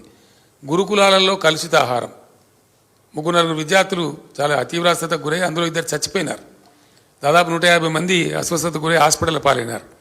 మరి ఈ రకంగా ఏం జరుగుతూ ఉంది? అసలు సమీక్ష లేదు, మన్ను లేదు, మందిని తిట్టడం, రైతు బంధు అడితే చెప్పుతోని కొడతానము అనడం, ఇటువంటి దురుసు మాటలు తప్ప, అతి ప్రవర్తన తప్ప ఏ ఒక్కటి కూడా లేదు. ఓవర్సీస్ స్కాలర్షిప్ మేము 20 lakhs పెట్టినాం, ఇండియాలో ఏ రాష్ట్రంలో లేదు. పేద పిల్లలు చదువుకోవాలని అంబేద్కర్ గారి పేరు మీద, పూలే గారి పేరు మీద మేము ఒక 20 లక్షల ఓవర్సీస్ స్కాలర్షిప్ పెట్టి విజయవంతంగా ఇచ్చినాం. ఈవెన్ బ్రాహ్మణులలో ఉన్న నిరుపేదలకు కూడా ఇచ్చినాం. అది కంప్లీట్ క్లోజ్ చేసి పడేసినారు, అది బంద్ చేశారు. ఇట్లా అనేక రంగాలలో, ఈవెన్ హెల్త్ డిపార్ట్మెంట్లో కూడా న్యూట్రిషన్ కిట్లు బంద్ చేసినారు, కేసీఆర్ కిట్లు బంద్ చేసినారు, దాని మీద లేబుల్స్ అంటిస్తూ ఉన్నారు కేసీఆర్ పేరున్నదని. అట్లనే అనేక దుర్మార్గ కార్యక్రమాలు జరుగుతూ ఉన్నాయి, వాటిని బంద్ పెట్టినారు. సీఎంఆర్ఎఫ్ అంటే అసలు మనకు ఈజీగా ఒక ఎమ్మెల్యేని కలిస్తే నిమిషాల లోపల తీసుకోవచ్చు అనేటువంటి అభిప్రాయం ఉండేది ప్రజలలో. ఎమ్మెల్యేనో ఎమ్మెల్సీనో ఎంపీ గారినో కలిస్తే సీఎంఆర్ఎఫ్ అడిగితే అసలు వద్దనకుండా ఇచ్చినాం, మేము నో అనకుండా ఇచ్చినాం. లక్షలాది కుటుంబాలు బాగుపడ్డాయి సీఎంఆర్ఎఫ్తో. అది కంప్లీట్ డెడ్ స్టాప్ చేసినారు. ఎప్పటి నుంచి ఇస్తారో తెలియదు. అది కూడా చాలా తీవ్రమైనటువంటి కోపం జరిగింది, ప్రజలలో బాగా కోపం ఉంది. అది కూడా ఒక రకంగా ఉన్నాయి. ఇట్లా చాలా చాలా చెడ్డ మాటలు మాట్లాడి అతి దురుసు ప్రవర్తన పోయినారు. ఫైనల్గా వస్తే కోపాన్ని తెప్పించిన బాధ, ప్రజల కోపాన్ని తెప్పించిన బాధ ఏంటంటే రోజు లేదా శాసనసభలో కానీ బయట కానీ అంత గలీజ్గా మాట్లాడుతూ చండాలంగా మాట్లాడుతూ, జనరల్గా కేసీఆర్ని టైగర్ అంటారు మా వాళ్ళు, మా పార్టీ వాళ్ళు కానీ ప్రజలు కానీ అంటారు, పులి అంటారు. పులిని బోన్లో వేస్తాం, చెర్లపల్లి జైల్లో వేస్తాం, మేము చెర్లపల్లి జైల్లో డబుల్ బెడ్రూమ్ ఇల్లు కట్టిస్తాం. నా మీద చాలా చండాలంగా దురుసుగా మాట్లాడి ఒక దుర్మార్గమైన పద్ధతిలో దుర్భాషలు ఆడడం ఎందుకు ఎత్తారని నాకు అర్థం కాదు. ఏం కారణం? నా మీద దుర్భాషలు మాట్లాడి నువ్వు సాధించేది ఏంది? తెలంగాణ 2014-15లో 1,24,000 కోట్ల పర్ క్యాపిటా ఉంటే, 1,24,000 రూపాయలు ఉంటే పర్ క్యాపిటా 3,13,000 తీసుకొని పోయినాం మేము. అది కేసీఆర్ చేసిన తప్ప. ఇండియాలో నంబర్ 1 పర్ క్యాపిటా తెలంగాణ. దేశంలో తెలంగాణను అధమస్థ స్థాయి నుంచి నంబర్ 1 చేసుడు తప్ప. అట్లనే తెలంగాణ జిఎస్డిపి 4,17 లక్షలు ఉంటే 2014-15లో 24కి వచ్చేటప్పటికి 14.5 lakhs crores తీసుకొని పోయినాం. అద్భుతమైన గ్రోత్. అసలు జిఎస్డిపి గ్రోత్లో దేశ సగటు కంటే చాలా ఎక్కువ, మల్టిపుల్ గ్రోత్. తప్ప దానికోసం కేసీఆర్ని దుర్భాషలాడన్నా, కేసీఆర్ నిందించన్నా? What it is. అదేవిధంగా అన్ని రంగాలకు 24 గంటల నిరంతర నాణ్యమైన విద్యుత్ ఇచ్చిన ఒకే రాష్ట్రంగా తెలంగాణ తీర్చిదిద్దిండు కేసీఆర్. అందరికి తెలిసేది, ప్రజలు అనుభవించినది, ప్రజల అనుభవంలో ఉన్న ముచ్చట, స్టోరీ కాదు. దానికోసం దుర్భాషలాడన్నా? వ్యవసాయానికి 24 గంటల ఉచిత కరెంట్ ఇచ్చిన ఒకే ఒక్క రాష్ట్రం తెలంగాణ. రైతులకు మీటర్లు పెట్టమని మోడీ చెప్తే 25,000 కోట్లు కట్ చేసినా కూడా తల దించకుండా నేను మోటార్లు పెట్టలే. వాళ్ళకి నడిపినాం, వాళ్ళకి కాపాడినాం.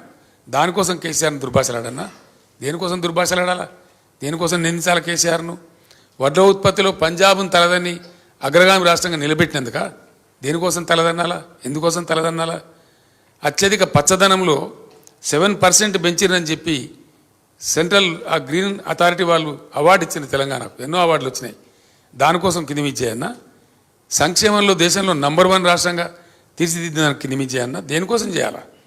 ఎక్కడ ఎవడు దిక్కులేక, అసలు గతి లేక ఇంకెక్కడ తెలంగాణ అనుకొని ఎక్కడోడక్కడ పండుకున్న టైంలో నేను ఒక్కనిగా బయలుదేరి 14 సంవత్సరాలు అవిశ్రాంత పోరాటం చేసి అనేక అవమానాలు భరించి ఈ జాతిని విముక్తం చేసి రాష్ట్రం నుంచి విడదీసి ప్రత్యేక రాష్ట్రం ఏర్పాటు చేయించి ఇన్ని రంగాలలో ఇంత అద్భుతమైనటువంటి పరిస్థితికి తెలంగాణ తీసుకొని పోతే ఆ తెచ్చిన వ్యక్తిని తిడతా ఉంటే తెలంగాణ సమాజానికి దుఃఖం కలగదా? బాధ కలగదా? గుండెలో తడినోనికి, తెలంగాణ మేధావికి, తెలంగాణ అస్తిత్వం పట్ల ఆరాటం ఉన్న వాళ్ళకు బాధ కలుగుతుంది కదా సహజంగానే. అది కూడా ఒక పెద్ద భయంకరమైన వాళ్ళే కొనుక్కున్నారు. ఇట్లా చాలా చాలా ర్యాంక్స్ అండి, నేను చెప్తే ఒక 100 ఉన్నాయి. Health survival index, world happiness index, ఎన్నో వాటిల్లో తెలంగాణ ఎన్నిట్లలోనూ ఉంది. రైతు బంధు లాంటిది అయితే జెండర్ ఈక్విటీ ఇండెక్స్ కావచ్చు, డెమోక్రసీ ఇండెక్స్ కావచ్చు, హ్యూమన్ డెవలప్మెంట్ ఇండెక్స్ కావచ్చు. అసలు దేశ సగటు మాకు ఎక్కడ లేదు. మేము అందరంత దూరం పోయినాం. ఏ రాష్ట్రం కూడా మాకు సమీపంలో లేకుండే. ఇవన్నీ కూడా చేసినాం. ఇవన్నీ చేసిన కేసీఆర్ని పట్టుకొని అడగోలు మాటలు మాట్లాడి దుర్భాషలాడి కించపరుస్తామని వాళ్ళ సమయాన్ని వృధా చేసి పాలసీ ఫార్మేషన్ టైం వెచ్చించకుండా ఇవన్నీ చేస్తే ప్రజలకు తప్పకుండా బాధ కలిగింది. ఆ ఆగ్రహం ఇప్పుడు వీళ్ళు చవి చూడబోతూ ఉన్నారు. ఇక భారతీయ జనతా పార్టీ మరొక పార్టీ. అది సరే. అయితే ఇప్పుడు భారతీయ జనతా పార్టీ గోబెల్స్ అంటూ బతికింటే పాపం వాడు సిగ్గుకు చచ్చిపోతుండే. అంత భయంకరమైన గోబెల్స్ ప్రచారం చేస్తుంది భారతీయ జనతా పార్టీ. ఎంత దారుణం అంటే అబ్కీ బార్ 400 పార్. నేను చెప్పిన 400 పార్ గ్యారంటీ అవుతుంది. బీజేపీ ఎంపీల సంఖ్య కాదు, కానీ కర్మగాలి బీజేపీ మళ్ళీ గెలిస్తే డీజిల్ పెట్రోల్ ధర మాత్రం 400 రూపాయలు దాటిపోతుంది గ్యారంటీ. వాళ్ళ పిచ్చికి, వాళ్ళ ఉన్మాదానికి అవధులే ఉండవు. ఇక అంత దారుణంగా పెరిగిపోతాయి. ఎందుకంటే బీజేపీ ఎజెండాలో ఏనాడు కూడా పేద ప్రజల భాష ఉండదు, కార్మికుల భాష ఉండదు, రైతుల భాష ఉండదు. వాళ్ళ ఎజెండానే ఉండదు అసలు. ఈ పేదలు, ప్రజలు, సామాన్య ప్రజలు, దళితులు, గిరిజనులు, రైతులు, వాళ్ళ ఎజెండాలనే ఉండదు అసలు. వాళ్ళ ఎజెండాలో ఫిటే కాదు అది. వాళ్ళు మాటనే మాట్లాడదు. ఇప్పుడు నిన్నమా 10 ఏళ్ళ నరేంద్ర మోడీ నోట్లో ఎప్పుడైనా నా మాట విన్నామా మనం? లేదా బీజేపీ అధ్యక్షుడి నోట్లో విన్నామా? ఆ మాట విననే రాదు అసలు ఆ మాట. ఎందుకంటే అన్ని జూటా నినాదాలు, ఒక 150 నినాదాలు ఇచ్చిండు ఆయన నరేంద్ర మోడీ. ఫస్ట్ నినాదం విదేశాల నుంచి నల్లధనం వాపసు తెచ్చి ఇంటికి 15 లక్షలు ఇస్తాడు. మరి మీకు వచ్చిన వాళ్ళు విలేకరులకు నాకు తెలియదు, నాకైతే రాలే. మనిషికి 15 లక్షలు, ఇంటికి 15 లక్షలు ఇస్తామన్నారు. కంప్లీట్ జూటా. మళ్ళీ తర్వాత ఇమ్మీడియట్గా ఓ చునావీ జుమ్లాతా అన్నారు. చునావీ జుమ్లా ఎన్నికలలో చెప్పిన జుమ్లా అని, అది జుమ్లా పార్టీ జూటా పార్టీ అని చెప్పి వాళ్ళే మళ్ళా ప్రకటించుకున్నారు. ఇక సబ్కా సాత్ సబ్కా వికాస్ ఏం జరగలేదు, దేశక సత్యానాశ అయింది. సబ్కా సాత్ లేదు, సబ్కా వికాస్ లేదు, మను లేదు. ఎవరి వికాస్ జరిగిందండి? గిరిజనుల, దళితుల, మహిళల, రైతుల. 750 మంది రైతులను పుట్టన పెట్టుకున్నారు కదా ఢిల్లీలో. రైతు ఉద్యమం జరుగుతుంటే వాళ్ళని నక్సలైట్ అని, అర్బన్ నక్సలైట్ అని నానా దుర్భాషలాడి 750 మంది రైతులకు హత్యలకు కారకుడు నరేంద్ర మోడీ. చాలా ఘోరంగా తులనాడిండు వాళ్ళని. మళ్ళీ చివరికి ఉత్తరప్రదేశ్ ఎన్నికలు వస్తే వాళ్ళతోనే మాఫీ అని చెప్పి దండం పెడతాను, ఆ చట్టాలు వాపసు తీసుకొని తూక ముడిచి మళ్ళా క్షమాపణ వేడుకున్న అతి దుర్మార్గమైన ప్రధానమంత్రి నరేంద్ర మోడీ. ఇది 10 సంవత్సరాల నుంచి ఆయన చరిత్ర జరుగుతూ ఉంది. మేక్ ఇన్ ఇండియా ఏమైనా వచ్చిందా? మేక్ ఇన్ ఇండియా లేదు, మను లేదు, అంతా పట్టిదే జూటా. డిజిటల్ ఇండియా ఏమైనా వచ్చిందా? 100 స్మార్ట్ సిటీలు ఏ ఒక్కటన్నా అయిందా? అట్లనే స్కిల్ ఇండియా ఏమి అంత బట్టి ఇటువంటి ఒక 150 కథలు అన్ని బట్టి డైలాగులు, ఒక దంపుడు ముచ్చట్లు తప్ప. ఇక రైతుల ఆదాయం రెట్టింపు చేస్తామన్నాడు. వాళ్ళు చచ్చిపోతా ఉన్నారు, వాళ్ళు జావ కొడుతున్నారు. 2 కోట్ల ఉద్యోగాలు ప్రతి సంవత్సరానికి ఇస్తామన్నారు. ఇలా 30 లక్షల ఖాళీలు కేంద్ర ప్రభుత్వంలో. అది భయంకరమైన విషయం. బుల్లెట్ ట్రైన్ అన్నాడు, అది రాలేదు, మను రాలేదు. స్వామినాథన్ సిఫార్సులు అన్నాడు, అది కాలేదు. అంతా వాటిది గ్యాస్. నరేంద్ర మోడీ 10 ఏళ్ల కాలం అంతా ట్రాష్ గ్యాస్ తప్ప ఏ ఒక్క వర్గం ప్రజలకు కూడా ఏ మేలు జరగలే. ఇక పోతే ఘోరాతి ఘోరంగా ఆయన వైఫల్యం ఏంటంటే GDP growth, countries GDP growth 2004-14 మధ్య 6.8 ఉండేనండి growth. GDP, national GDP growth was 6.8%. ఘనత వహించిన విశ్వగురువు గారి కాలంలో 5.8కి వచ్చింది.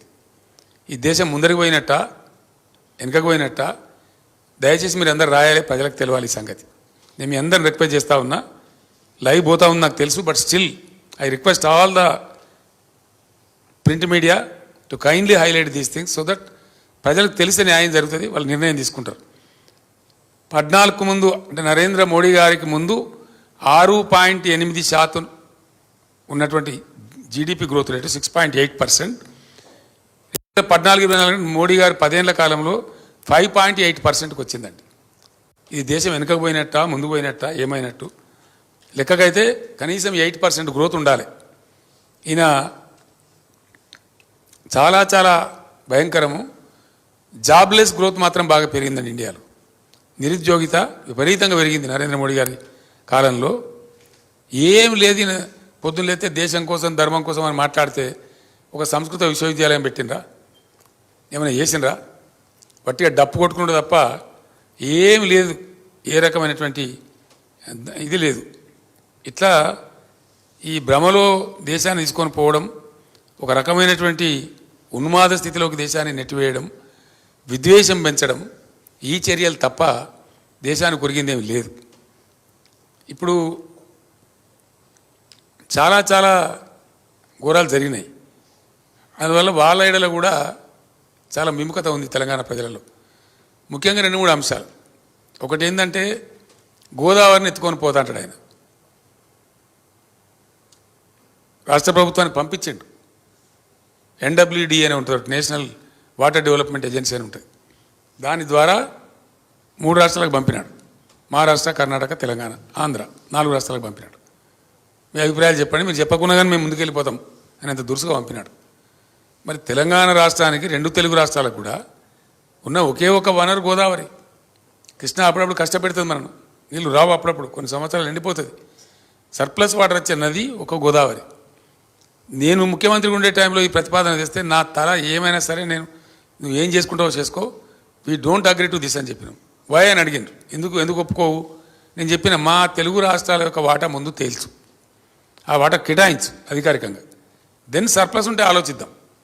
కానీ మా వాటానే తేల్చకుండా, మా అవసరాల గురించి పట్టించుకోకుండా నువ్వు గోదావరిని తీసుకుపోయి ఇవనుకో అప్ప చెప్తా అంటే ఇది ఎక్కడ అన్యాయం? ఎట్లా తీసుకుపోతావు? నువ్వు మా నోట్లో మన్ను పోస్తావా? మళ్ళీ మేము తాగునీళ్ళకి సావన్నా అని ఒప్పుకోలేను. నేను ఎప్పుడు కూడా ఒప్పుకోలే. కాబట్టి ఆ రకంగా ఇలా తీసుకొని పోతా అంటాడు ఆయన. వీళ్ళని ఏం చేసింది కేఆర్ఎంబి నేనున్నప్పటి నుంచే ఉంది. వాడు నేనున్నప్పుడు కూడా మా మీద పెత్తనం చేయాలని ప్రయత్నం చేసింది. నేను చెప్పిన shut up be there in your limits అని చెప్పిన నేను. వాడి మా మీద పెత్తనం కర్ర పెత్తనం చేయబోతే నేను చెప్పిన నోను you are only a coordinator between 2 states. నువ్వు మాకంటే you are not above us, be in your limits అని చెప్పినాం కేఆర్ఎంబికి. కానీ వీళ్ళేమో ఈ దద్దనగాలు తీసుకుపోయి వాళ్ళకి అప్పచెప్పినారు. నాగార్జున సార్ కట్ట మీద పోలేని స్థితి తెచ్చినారు ఈరోజు. మనం పోలేం, ఇప్పుడు ఎవరం పోలేం. మన ఆంధ్ర తేలిపాడు నుంచి నీళ్ళు తరలించుకొని పోతే కూడా మాట్లాడిన పరిస్థితి లేదు. వీళ్ళు తీసుకొని పోయినారు, వాళ్ళు 4 TMCలు నీళ్ళు తీసుకొని పోయినారు. ఆ విధంగా ఈ గోదావరిని కూడా ఎత్తుకొని పోతానని అంటున్నాడు నరేంద్ర మోడీ. ఈ రకంగా నేను ప్రజలకు కూడా ఈ సందర్భంగా మనవి చేసేది ఏంటంటే, మీరు మంచి స్పందన ఇచ్చినారు, నా బస్సు యాత్రను విజయవంతం చేసినారు. I'm very grateful. నేను చాలా ధన్యవాదం తెలుపుతున్న ప్రజలందరికీ. నాకు అంత మంచి వెల్కమ్ చెప్పినందుకు, ఆవేశపూరితమైనటువంటి స్వాగతం చెప్పినందుకు, బ్రహ్మాండమైన స్పందన ఇచ్చినందుకు, నన్ను కలిసి మీ బాధలు తెలియజేసినందుకు నేను మీ అందరికీ కృతజ్ఞతలు తెలుపుతా ఉన్నా. ఒక్కటే మాట మీకు మనవి చేస్తూ ఉన్నా. ఆనాడు తెలంగాణ ఉద్యమం నేను ప్రారంభించినాడు ఎవరికి నమ్మకం కూడా లేదు. తెలంగాణ వస్తుంది అనే నమ్మకం ఎవరికి లేకుండే. కానీ 14 ఏళ్ళు అద్భుతంగా నేను పురోగమించి చాలా బ్రహ్మాండంగా తెలంగాణ రాష్ట్రం తెచ్చి మీకు అప్పచెప్పిన ఆ విషయం మీకు తెలుసు. ఆ తర్వాత 10 ఏళ్ళు ఒక పూల పొదరిల్లు లాగా దీన్ని ఒకటి అన్ని వర్గాల ప్రజలను కూడా ఒక సమభావంతో చూస్తూ, అన్ని మతాల వారిని, అన్ని కులాల వారిని అందరినీ గౌరవిస్తూ ఒక మంచి నీట్గా ఉండే తెలంగాణను తయారు చేసి పర్ క్యాపిటా పెంచినాను, జిఎస్డిపి పెంచినాను, మౌలిక సమస్యలు తీర్చినాను, శాశ్వతంగా దరిద్రాలు పోగొట్టే దళిత బంధు లాంటి పరిస్థితులు కూడా తీసుకొచ్చినాము. ఈ విధంగా తెచ్చినాం. ఈరోజు అనుకోకుండా మన జరిగిన ఎన్నికల్లో స్వల్ప ఓట్ల తేడాతో బీఆర్ఎస్ ఓడిపోయింది. పర్వాలేదు, ప్రజలు ఏ పాత్ర ఇస్తే ప్రజల తీర్పు మాకు శిరోధార్యం. ఏ పాత్ర ఇస్తే ఆ పాత్ర పోషించాల్సిందే, తప్పకుండా ఆ పాత్ర పోషణ చేస్తాం. కానీ ఇప్పుడు ఈ క్రూషియల్ పార్లమెంట్ ఎన్నికల్లో నేను ఒక్కటే మాట మనవి చేస్తూ ఉన్నా. డెఫినెట్గా ఇప్పుడు ఖచ్చితంగా నిర్ధారణకు వస్తున్న విషయం ఏంటంటే, ప్రతిరోజు వచ్చే వార్తలను బట్టి ఇండియా కూటమి అనేది పెద్దగా లేదు, ఎన్డీఏలో కూడా ఎవరు దిక్కులేడు, అంతే వెళ్ళిపోయారు. ఎవరిని ఇవాళ పని వాళ్ళు. బీజేపీకి 200 సీట్లు దాటే పరిస్థితి లేదు అని చెప్తున్నారు స్పష్టంగా, ట్రైలింగ్ బిహైండ్. అందుకే నరేంద్ర మోడీ చొక్కాలు కమిజీలు చింపుకుంటా ఉన్నాడు దారుణంగా ప్రతిరోజు. ఇక మొత్తం రిజర్వేషన్లు తీసేస్తారు, ముస్లింలకు ఇస్తారు, దళితులే తీసేస్తారు, బీసీలే తీసేస్తారని చెప్పి ప్రతిరోజు ఆంగిలాగా చింపుకుంటున్నాడు. ఆయన అరుస్తూ ఉన్నాడు, గాండ్రిస్తూ ఉన్నాడు. ఎందుకు గాండ్రిస్తూ ఉన్నాడు అంటే దానికి కారణం ఏంటంటే కిందికి పోతా ఉన్నది, గ్రాఫ్ పోయింది. 400 పార్లే 200 పార్ కానీ ఆగిపోయే పరిస్థితి ఉంది. మ్యాక్సిమం నాకు మనం వచ్చిన నేషనల్ న్యూస్ ఛానల్స్ వాళ్ళు నేను అడిగిన ప్రైవేట్గా, ఏమయ్యా ఏం సంగతి అంటే 220 నై పార్ కర్తే సాబ్ అని చెప్తున్నారు. అక్కడనే ఆగిపోయే పరిస్థితి ఉందని చెప్తున్నారు. దాంతో గాండ్రింపులు మొదలుపెట్టినారు. ఇప్పుడు అది జరుగుతూ ఉన్న సన్నివేశం. కాబట్టి కాంగ్రెస్ పరిస్థితి దారుణంగా ఉంది. వాళ్ళు ఎట్లా దిగజారిపోయి ఉన్నారు, వాళ్ళకు కూడా లేదు.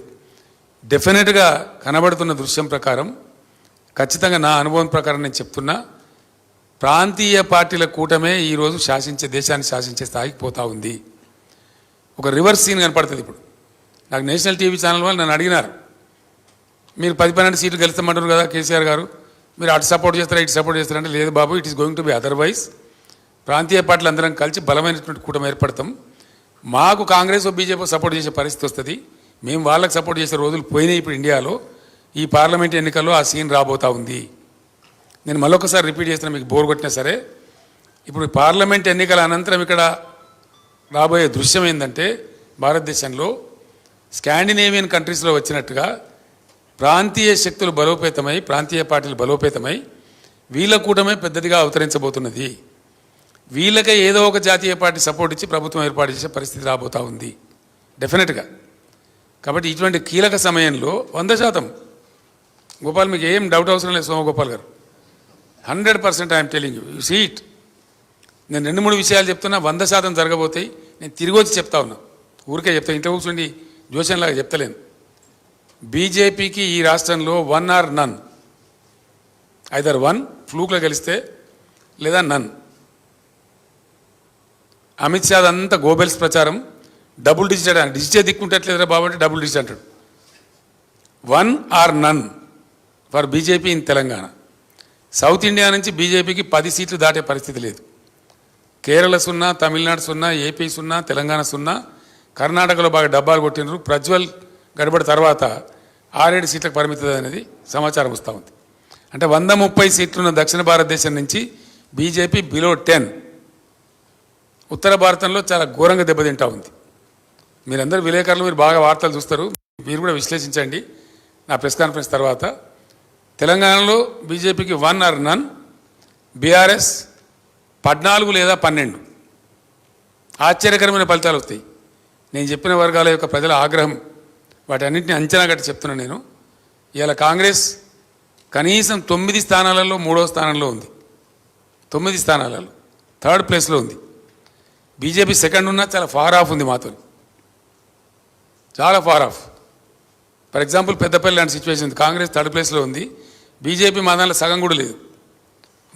నామకే వాస్తే సెకండ్ ప్లేస్, కానీ మేము 52, 53 ఉంటే వాళ్ళు 21, 22 ఉన్నారు. అట్లా ఫార్ ఆఫ్ ఆ పరిస్థితి ఉంది రాష్ట్రంలో, స్పష్టంగా కనపడతా ఉంది. దీన్ని సద్వినియోగం చేసుకొని తెలంగాణ అస్తిత్వాన్ని కాపాడుకోవాలంటే, తెలంగాణకు కృష్ణా గోదావరి జలాలు దక్కేటువంటి దాన్ని సాధించుకోవాలంటే, తెలంగాణ ఆత్మగౌరవం అస్తిత్వ గౌరవం నిలబడాలంటే ఖచ్చితంగా ఈ క్రూషియల్ టైంలో బీఆర్ఎస్ ఎంపీలనే గెలిపించాలి. ఆ ఆవశ్యకత ఉంది. నేను మీ బిడ్డగా చెప్తా ఉన్నా తెలంగాణ ప్రజలకు, ఈ క్రూషియల్ టైంలో కేంద్రంలో మనం కీలకంగా మారబోతాం.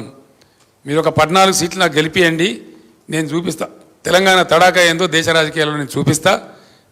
మీరు సమున్నతంగా ఇది మా తెలంగాణ అని తలెత్తుకొని చెప్పుకునే విధంగా బ్రహ్మాండంగా రాజకీయాలను శాసిస్తాం.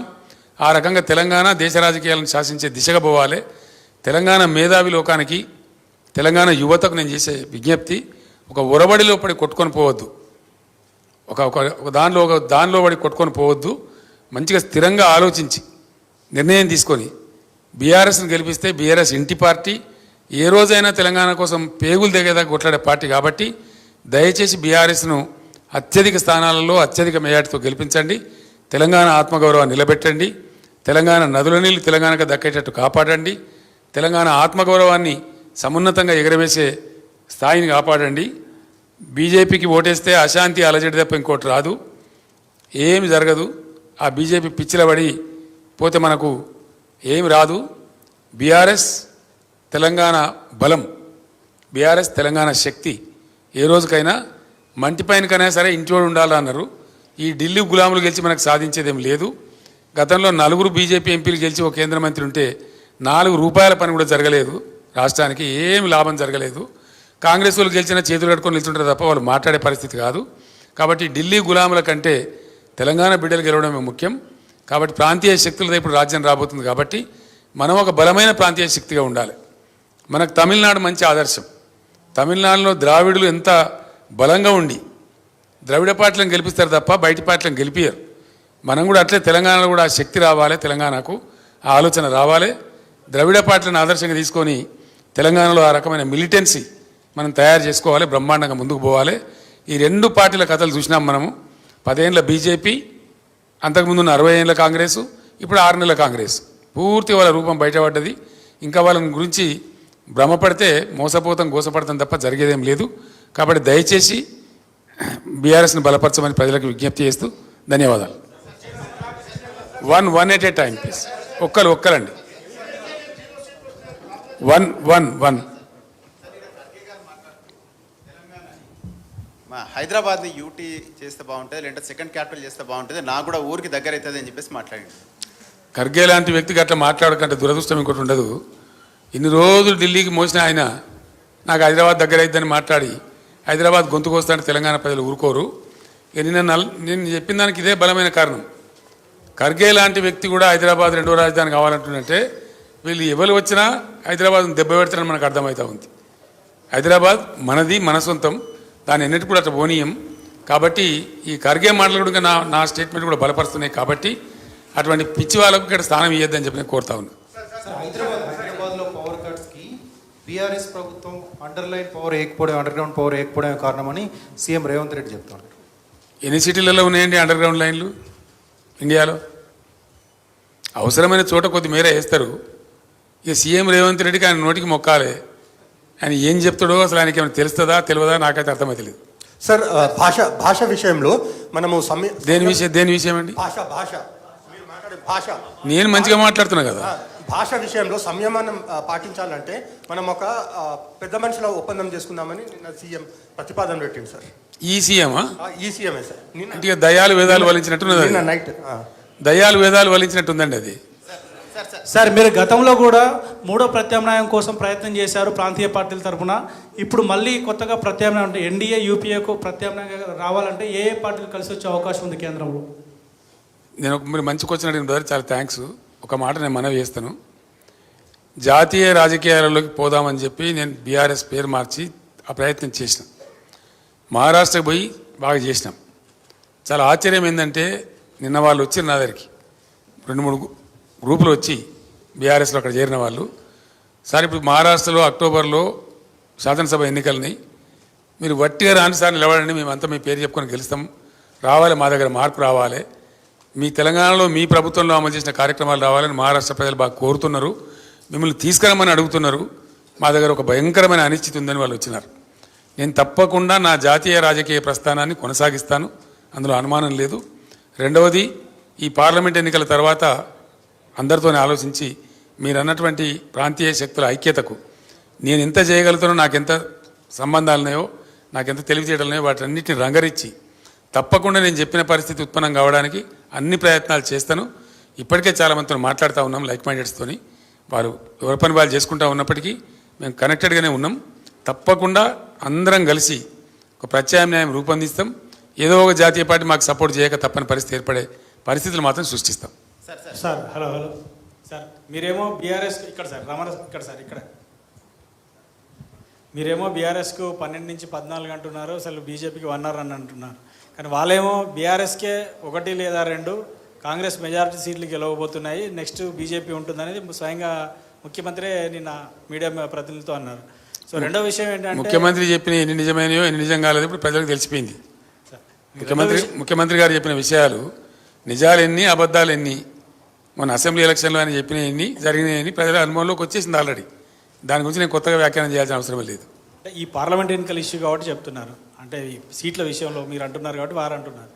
సో రెండో విషయం ఏంటంటే మీ పవర్ పోగానే, పవర్ ఉద్యమ సమయంలో మీకు వ్యతిరేకంగా, తెలంగాణకు వ్యతిరేకంగా, ఉద్యమానికి వ్యతిరేకంగా ఉన్న వాళ్ళంతా మీ దగ్గరకు వచ్చి 3 నెలలు కాకముందే అందరూ మళ్ళీ మీ పార్టీ నుంచి వదిలి వెళ్ళిపోయారు. దాని పట్ల మీరు ఏమనుకుంటున్నారు? నాకు అర్థం కాలేదండి.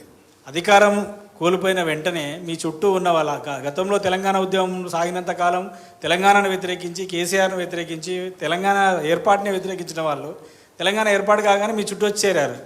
సో మళ్ళీ మీ అధికారం పోగానే మళ్ళీ వెళ్ళిపోయారు. వాళ్ళ గురించి ఏంటి మీ కామెంట్? ఇప్పుడు ఏమైపోయిందంటే భారత రాజకీయాలలో మరి ముఖ్యంగా నరేంద్ర మోడీ ప్రధానమంత్రి అయిన తర్వాత చాలా దుర్మార్గాలు జరుగుతున్నాయండి. జరిగి ఏమైందంటే సన్ఫ్లవర్ గ్యాంగ్ ఎక్కువ తయారైపోయింది. ఆ సన్ఫ్లవర్ ఏంటంటే పొద్దు తిరుగుతుంది. ఈ పవర్ ఫ్లవర్స్ ఇవన్నీ ఇప్పుడు కాంగ్రెస్లోకి పోయిన వాళ్ళందరూ కాంగ్రెస్ని గెలిపిస్తారా అండి? గెలిపించడానికి పోతున్నారా? ఎందుకు పోతున్నారు? వాళ్ళు వాళ్ళ స్వార్థం కోసం, వాళ్ళ పనుల కోసం, వాళ్ళ పైరవీల కోసం, వాళ్ళ స్వలాభం కోసం పోతున్నారు. మీరు చెప్పిన దాంతో నేను అన్నిటితో ఏకీభవిస్తున్నాను, ఒక పాయింట్ ఏకీభవిస్తలేను. అందరు పోయిన మీరు మా అందరు పోలేదు. బీఆర్ఎస్ ఒక మహాసముద్రం, 60 లక్షల సభ్యత్వం ఉన్నటువంటి పార్టీ. ఎవరైనా ఎలిమినేట్ చేస్తాం పలానా దాన్ని అనుకుంటే తప్పదే, ఆ గర్వం పనికిరాదు. మేము మొన్నటిదాకా 10 ఏళ్ళ అధికారంలో కాంగ్రెస్ అవుట్ ఆఫ్ పవర్ ఉంది. కాంగ్రెస్ ఎలిమినేట్ అయిందా? డెసిమేట్ అయిందా? కాదు కదా. చంద్రబాబు నాయుడు గారు కూడా టైంలో 2004 to 2014 ఆయన పవర్లో లేరు. అంతమాత్రం టీడీపీ డెసిమేట్ అయిందా? అది భ్రమ. ఒక సంస్థను, ఒక శాశ్వతంగా ఉండే సంస్థను, ఒక బలోపేతంగా విస్తరించినటువంటి సంస్థను డెసిమేట్ చేస్తాం, ఎలిమినేట్ చేస్తామంటే అది అహంకారం తప్ప మరొకటి కాదు. అది ఇంపాసిబుల్. అందులో బీఆర్ఎస్ను డెసిమేట్ చేయడం అనేది 1 లక్ష రేవంత్ రెడ్డిలు, 1 కోటి ఇంకో వచ్చినా ఏమేంటిగా మనం కూడా ఫరक పడదండి. सर असेंबली में असेंबली में आपको असेंबली में एमआईएम आपको सपोर्ट कर रही थी, लेकिन पार्लियामेंट इलेक्शन में बिल्कुल वो दूर हो गए. आप क्या समझते हैं? आप कैसा बोल रहे दूर हो गए बोल के? तो मैंने आपको क्या आप कैसा बोल रहे दूर हो गए बोल के? आपके किसी प्रोग्राम में कहीं भी आपका जिक्र नहीं करे, वो किसी भी प्रोग्राम में कहीं जिक्र नहीं करे. जैसा असेंबली में उससे दूर हो गए बोल के समझेंगे क्या? गाँव जाके आपके सपोर्ट के बारे में बात कर रहे थे. नहीं सुनिए भाई, एमआईएम हमसे दूर हो गए बोल के कौन बोल रहे हैं? जैसा असेंबली में आपका अपना आइडिया है क्या है? नहीं सर, जैसा गांव जाके आपको आप वोट देने की अपील कर रहे थे, इस बार नहीं करें. क्यों नहीं करें సార్? రోడ్ షోలకు మంచి స్పందన వచ్చింది జనం నుంచి. మీరు వెళ్తూ ఉంటే మేము చూసాం టీవీలలో. సో ఏం సార్ ప్రజలు అంటే ఎట్లా రిసీవ్ చేసుకున్నారు మిమ్మల్ని? ఏమనిపించింది? KCR is the history of Telangana కదా. కేసీఆర్ ఇస్ డెఫినెట్లీ వైపౌట్ చేయలేని, తుడిచివేయలేని ఎమోషన్ కదా తెలంగాణకు. కేసీఆర్ తెలంగాణకు ఉన్న బంధం అది కదా. ఎక్కడెప్పుడు దిక్కు దివాణం లేనప్పుడు నా పదవులు నా రాజకీయ భవిష్యత్ అంతా నేను పనంగా పెట్టి తెలంగాణ కోసం ఎంత కష్టపడనో తెలంగాణ ప్రజలకు తెలుసు. నా గుండెల్లో తెలంగాణ ఉంటుంది, తెలంగాణ ప్రజల గుండెల్లో కేసీఆర్ ఉంటాడు. గెలిపోవటంలో పక్కకు పెడితే KCR is definitely emotion of Telangana. 100% ఆ బాండేజ్ కేసీఆర్కి ఉంటుంది. కేసీఆర్ని అడిగిన గిలి పడేస్తాం తుడిచి పడేస్తాం అని ఎవడని అనుకుంటే వాడు పిచ్చోడేతాడు తప్ప కేసీఆర్ కానీ తెలంగాణ ప్రజలు కానీ కారు.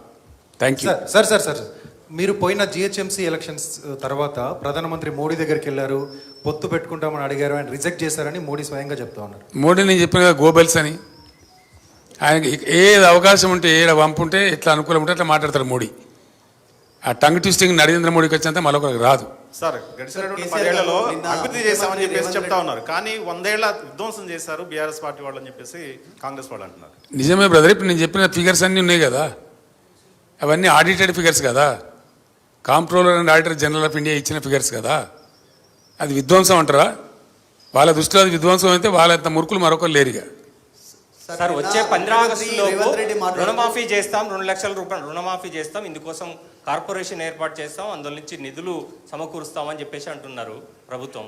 ఇది సాధ్యమవుతుందా సార్? మీరు రైతు బంధు స్టార్ట్ చేసిన ప్రభుత్వం కదా. బ్రదర్ నేను ఒకటే మాట చెప్తున్నా, నేను కూడా రైతు రుణమాఫీ ప్రకటించిన. ఒకే విడతగా చేద్దామని చెప్పి నేను చేయని ప్రయత్నం ఎక్కని కొండలేదు మొక్కని బండలేదు. దట్ ఈస్ ఇంపాసిబుల్, జరిగే పని కాదు. అందుకే అరచేతిలో వైకుంఠం చూపించి మిమ్మల్ని మోసగిచ్చారని ప్రజలకు చెప్పిన, ప్రజలు కూడా అదే నమ్ముతున్నారు. అది అయ్యే పని కాదు. ఎందుకంటే ఇప్పుడు ఈయన రైతు భరోసా వేయాలి, నెక్స్ట్ ఏమన్నా 4 విడతల డిఏ ఇప్పుడు విడుదల చేయాలి, 51% ఫిట్మెంట్ ఉద్యోగస్తులు అడుగుతున్నారు, అవి ఇవ్వాలి, మళ్ళీ 40,000 కోట్ల రుణమాఫీ ఇవ్వాలి. ఎక్కడికి వెళ్ళి చేస్తారండి? ఎవరిని మోసపుస్తాడు ఈయన? అంత వట్టిదే, ఫాల్సు. అది జరిగే పని కాదు. ఆ కార్పొరేషన్ బట్టిదే, అంత బట్టిదే, ఏది కూడా జరిగే పని కాదు. గవర్నమెంట్లో ఎవ్రీడే మనీ జనరేట్ అవుతుంది, ఎవ్రీడే మనీ బయటికి పోతుంది. అట్లా విడుదల వారికి జరుగుతుంది తప్ప రూపాయి రాక రూపాయి పోక అని ఉంటుంది తప్ప గవర్నమెంట్ దగ్గర అట్లా సూట్ కేసులలో డబ్బులు ఉండేయండి. ఈయన చెప్పేదంతా భ్రమ. ఆయన భ్రమలో ఉండి ప్రజలను కూడా భ్రమింపజేసేటువంటి ఒక ప్రయత్నం చేస్తూ ఉన్నాడు. ఆయన సఫలీకృతం కాడు. కేసీఆర్ గారు నిన్న ముఖ్యమంత్రి రేవంత్ రెడ్డి గారు మాట్లాడుతూ ఒక మాట అన్నారు సార్. ఆయన చేతుల మైకుందా బాబు? కేసీఆర్ గారు తెలంగాణ రాష్ట్రం ఏర్పడక ముందు అనేక మంది ఉద్యమకారులను మేధావులను కలుపుకుపోయిన కేసీఆర్ అధికారంలో ఉన్న 10 సంవత్సరాలు తెలంగాణ ఉద్యమకారులను పక్కకు పెట్టిండు. జర్నలిస్టులకు కూడా ఎలాంటి న్యాయం చేయలేదు. కాబట్టి మొన్న అధికారం కోల్పోయాడు. ఇప్పుడు కారు షెడ్డుకు పోయింది, అది బయటికి రాదు. కాబట్టి ఇప్పుడు పార్లమెంట్ ఎన్నికల్లో బీఆర్ఎస్కు ఓటు వేయాల్సిన పని లేదని చెప్పి కాంగ్రెస్ చెప్తా ఉంది. ఓకే అమ్మ, చాలా సంతోషం. షెడ్లో ఉన్నది కదా కారు, ఎంత బలంగా వస్తుందో దాని తాటికి రేవంత్ రెడ్డి ఎక్కడ కొట్టుకపోతాడో మీరు నేను ఇద్దరం చూద్దాం. ఉద్యమకారుల విషయం సార్, ఉద్యమకారుల విషయం కేసీఆర్ గారు మీ పని అయిపోయిందండి. వేరే వాళ్ళకి అవకాశం ఏంటి?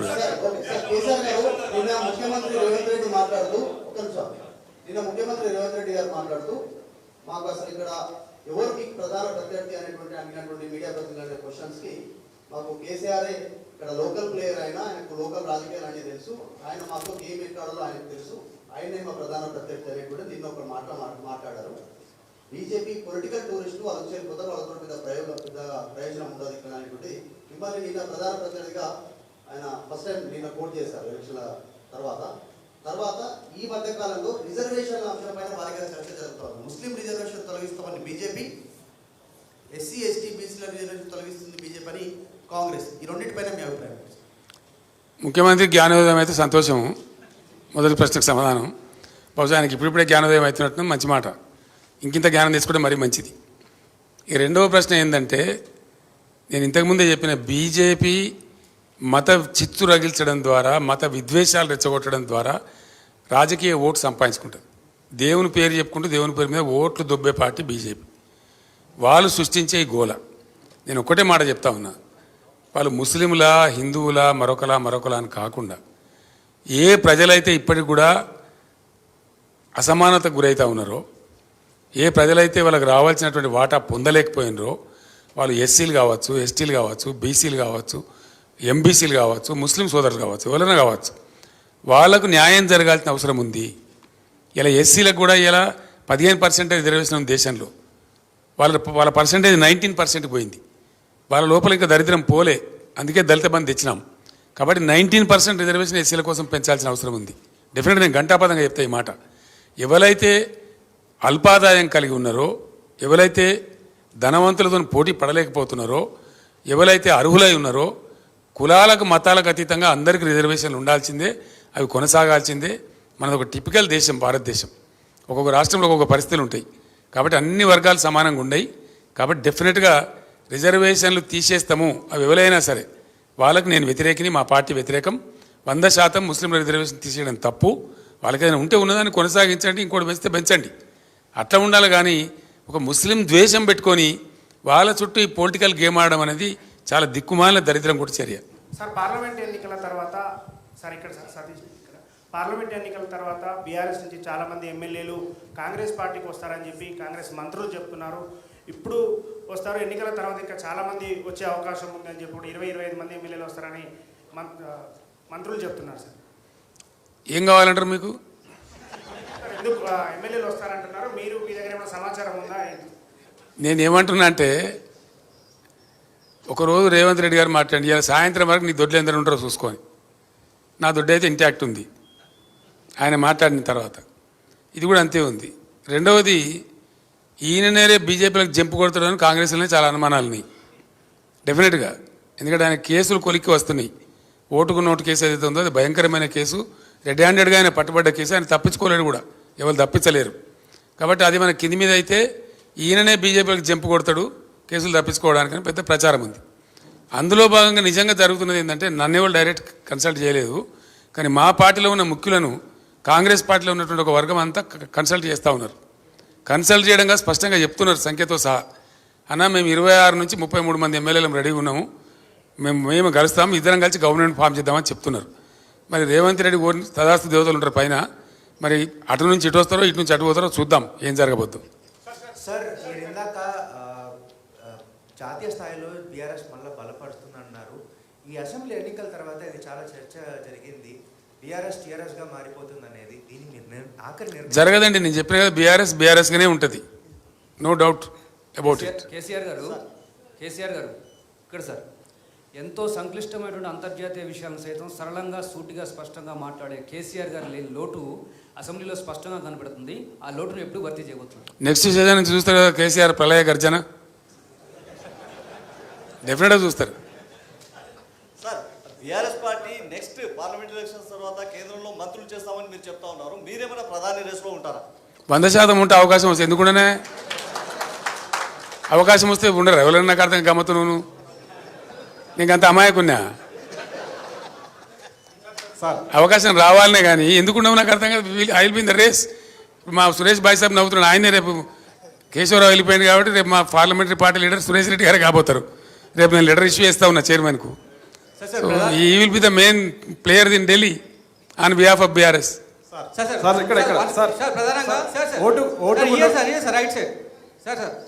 మళ్ళీ వాడేమైనా నా మీద నిషేధం పెట్టగలడా? టైం ఎంత అయింది? కేసీఆర్ సార్ సార్ ప్రధానంగా బీఆర్ఎస్ పార్టీ నుంచి వీడి వెళ్తున్నటువంటి నేతలు ఎవరైతే ఉన్నారో పార్టీ పైన ఆరోపణలు చేస్తూ పోతున్నారు. పార్టీలో చాలా మంది షిండేలు ఉన్నారని మాటను మాట్లాడినారు. ఒక క్వశ్చన్. నెక్స్ట్ ఇంకో క్వశ్చన్ సార్, అసెంబ్లీ ఫలితాలు చూసుకుంటే ఇందాక మీరు కొన్ని ప్రిడిక్షన్స్ చెప్పారు, బీజేపీకి ఎన్ని వస్తాయి, కాంగ్రెస్కి ఎన్ని వస్తాయని చెప్పి. పెద్దపల్లి పార్లమెంట్కి సంబంధించి ఆల్రెడీ అసెంబ్లీలో అన్ని స్వీప్ చేసేసింది. థర్డ్ ప్లేస్లో ఏ రకంగా ఉంటుందని చెప్పి ప్రిడిక్షన్ చెప్తున్నారు. ఖచ్చితంగా చెప్పచ్చు బ్రదర్, చాలా సింపుల్ అది. ఎందుకంటే పోయినసారి ఎన్నికల్లో మేము 7 అసెంబ్లీకి ఇచ్చిన సీట్లు 2 కోల్పోయినాం. మేము పోయిన పార్లమెంట్ ఎన్నికల్లో 18లో మేము గెలిచిన తర్వాత 7 అసెంబ్లీ సీట్లు నిజామాబాద్ సెగ్మెంట్ మేము గెలిచినాం, కానీ మేము అక్కడ ఓడిపోయినాం. అట్లా 6 సీట్లు గెలిచిన దానికి కూడా ఓడిపోయినాం. తారుమారు అయిపోతే అట్లా ఉండదు. ప్రజలు అభిప్రాయం అనేది మారుతుంది డెఫినెట్గా. ఈరోజు నేను ఇందాక చెప్పిన కారణాలన్నీ ఒక ఎత్తు. రెండవది, మాదిగ సామాజిక వర్గానికి మాకు టికెట్ ఇవ్వలేదని చెప్పి వాళ్ళు చాలా ఆగ్రహంగా ఉన్నారు, చాలా ఆగ్రహంగా. పెద్దపల్లిలో వాళ్ళే ఇలా పంతం బట్టి ఓడించి చూపెడతామని చెప్పి పట్టుదలగా ఉన్నారు. ఆ ఫలితం ఆ పార్టీ అనుభవించక తప్పదు.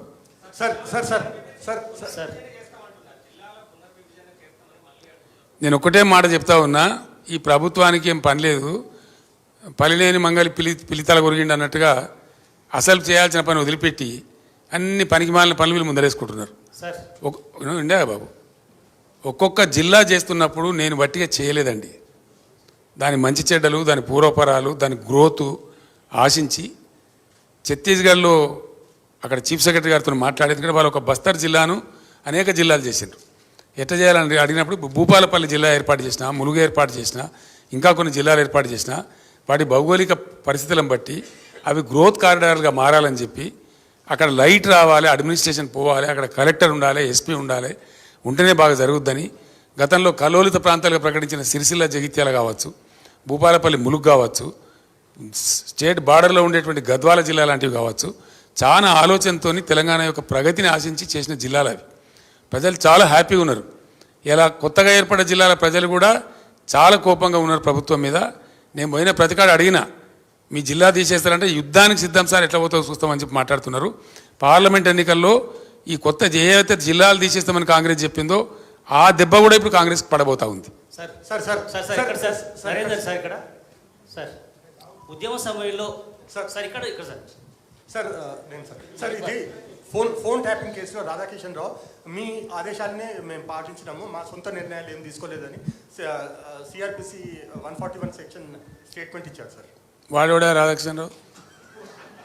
Who is he? DCP sir, DCP. నాకు తెలియదు, నీకు అంత తెలుసా? నీకు ఆయన లేదు సార్. రాష్ట్రంలో 100 మంది డీసీపీలు ఉంటారు, వాడు కూడా ఒక్కరి పేరు పట్టుకుని నన్ను అడిగింది నాకు అర్థం కాదు. సార్ ఉద్యమ తలా తోకలేని ప్రశ్న అది. సార్ ఉద్యమ అసలు ఆ ఫోన్ ట్యాపింగ్ ఏదో మీకు పిచ్చి పట్టుకున్నది. కానీ ముఖ్యమంత్రికి ఫోన్ ట్యాపింగ్ ఏమైనా సంబంధం ఉంటారా? రాహుల్, నువ్వు ఇంత పెద్ద senior leader.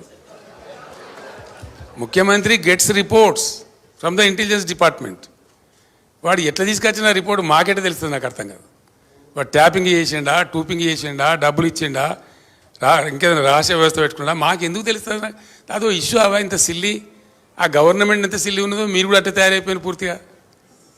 What is that non sense? నాకు అర్థం కదా. ఫోన్ ట్యాపింగ్ అదో పెద్ద ఫినాయిల్ పెట్టి నోలు కట్టుకునే పరిస్థితి తెస్తూ ఉన్నారు. ఎవడో కొందరు బాగాగాలు పని లేక ఫోన్ ట్యాపింగ్ తోకట ఏం ట్యాపింగ్ అయినా నాకు అర్థం కాదు. ఇలా ఈ ముఖ్యమంత్రి తరఫున ఇంటెలిజెన్స్ ట్యాపింగ్ చేస్తలేదా అండి? Do you say that? ప్రతి ప్రభుత్వానికి ప్రపంచంలో గూఢచార వ్యవస్థ లేని ప్రపంచమే ఉండదు, ప్రభుత్వమే ఉండదు. వాళ్ళు సమాచార సేకరణ చేసి ప్రభుత్వానికి ఇస్తారు. సాయంత్రానికో పొద్దున్న early morning, every morning intelligence comes and brief the chief minister about the law and order situation. చాలా ఉంటాయి మన దగ్గర. హైదరాబాద్లో పేలుళ్ళు జరిగినాయి, అట్లాంటిది ఏదైనా ఉంటుంది, ఇంకేదైనా ప్రమాదాలు ఉంటాయి, కొన్నిసార్లు కొన్ని విచిత్రమైన దొంగల ముఠాలు వస్తాయి. అట్లాంటివన్నీ కూడా సమాచారం సేకరించి ఇస్తూ ఉంటారు. ఏం చేయాలో చెప్తారు.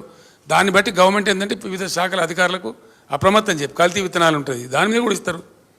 వాళ్ళు ట్యాపింగ్ చేస్తాడా, టూపింగ్ చేస్తాడా మాకేం తెలుస్తుందా? నాకు అర్థం కాదు. No minister is concerned with that, no chief. అసలు కన్సర్న్ ఉండదు. We're only concerned with the reports given by the intelligence. The way they brought the report, we don't know. That is purely internal matter of the police department. And ఇంకోటి అండి, అదేదో మీరు పెద్ద భ్రమలో ఉన్నారు. పోలీసులు ఎప్పుడు ఫోన్ ట్యాపింగ్ చేసినా బాజాప్తాగా టెలిగ్రాఫ్ యాక్ట్ ప్రకారం, 1869 టెలిగ్రాఫ్ యాక్ట్ ప్రకారం బాజాప్తా రాష్ట్ర హోమ్ సెక్రటరీ పర్మిషన్ తీసుకొని చేస్తారు. పర్మిషన్ లేకుండా చెయ్యరు. ఇది ఇంగితమైన ప్రతి ఒక్కరికి తెలుసు. తర్వాత తీసుకున్న దాన్ని డిమాలిజ్ చేయొచ్చని కూడా ఉంది ఆ చట్టంలో. ఒక నిర్ణీత వ్యవధి తర్వాత వాళ్ళు సేకరించిన సమాచారాన్ని డిమాలిజ్ చేయొచ్చని కూడా అదే యాక్ట్లో ఉంది.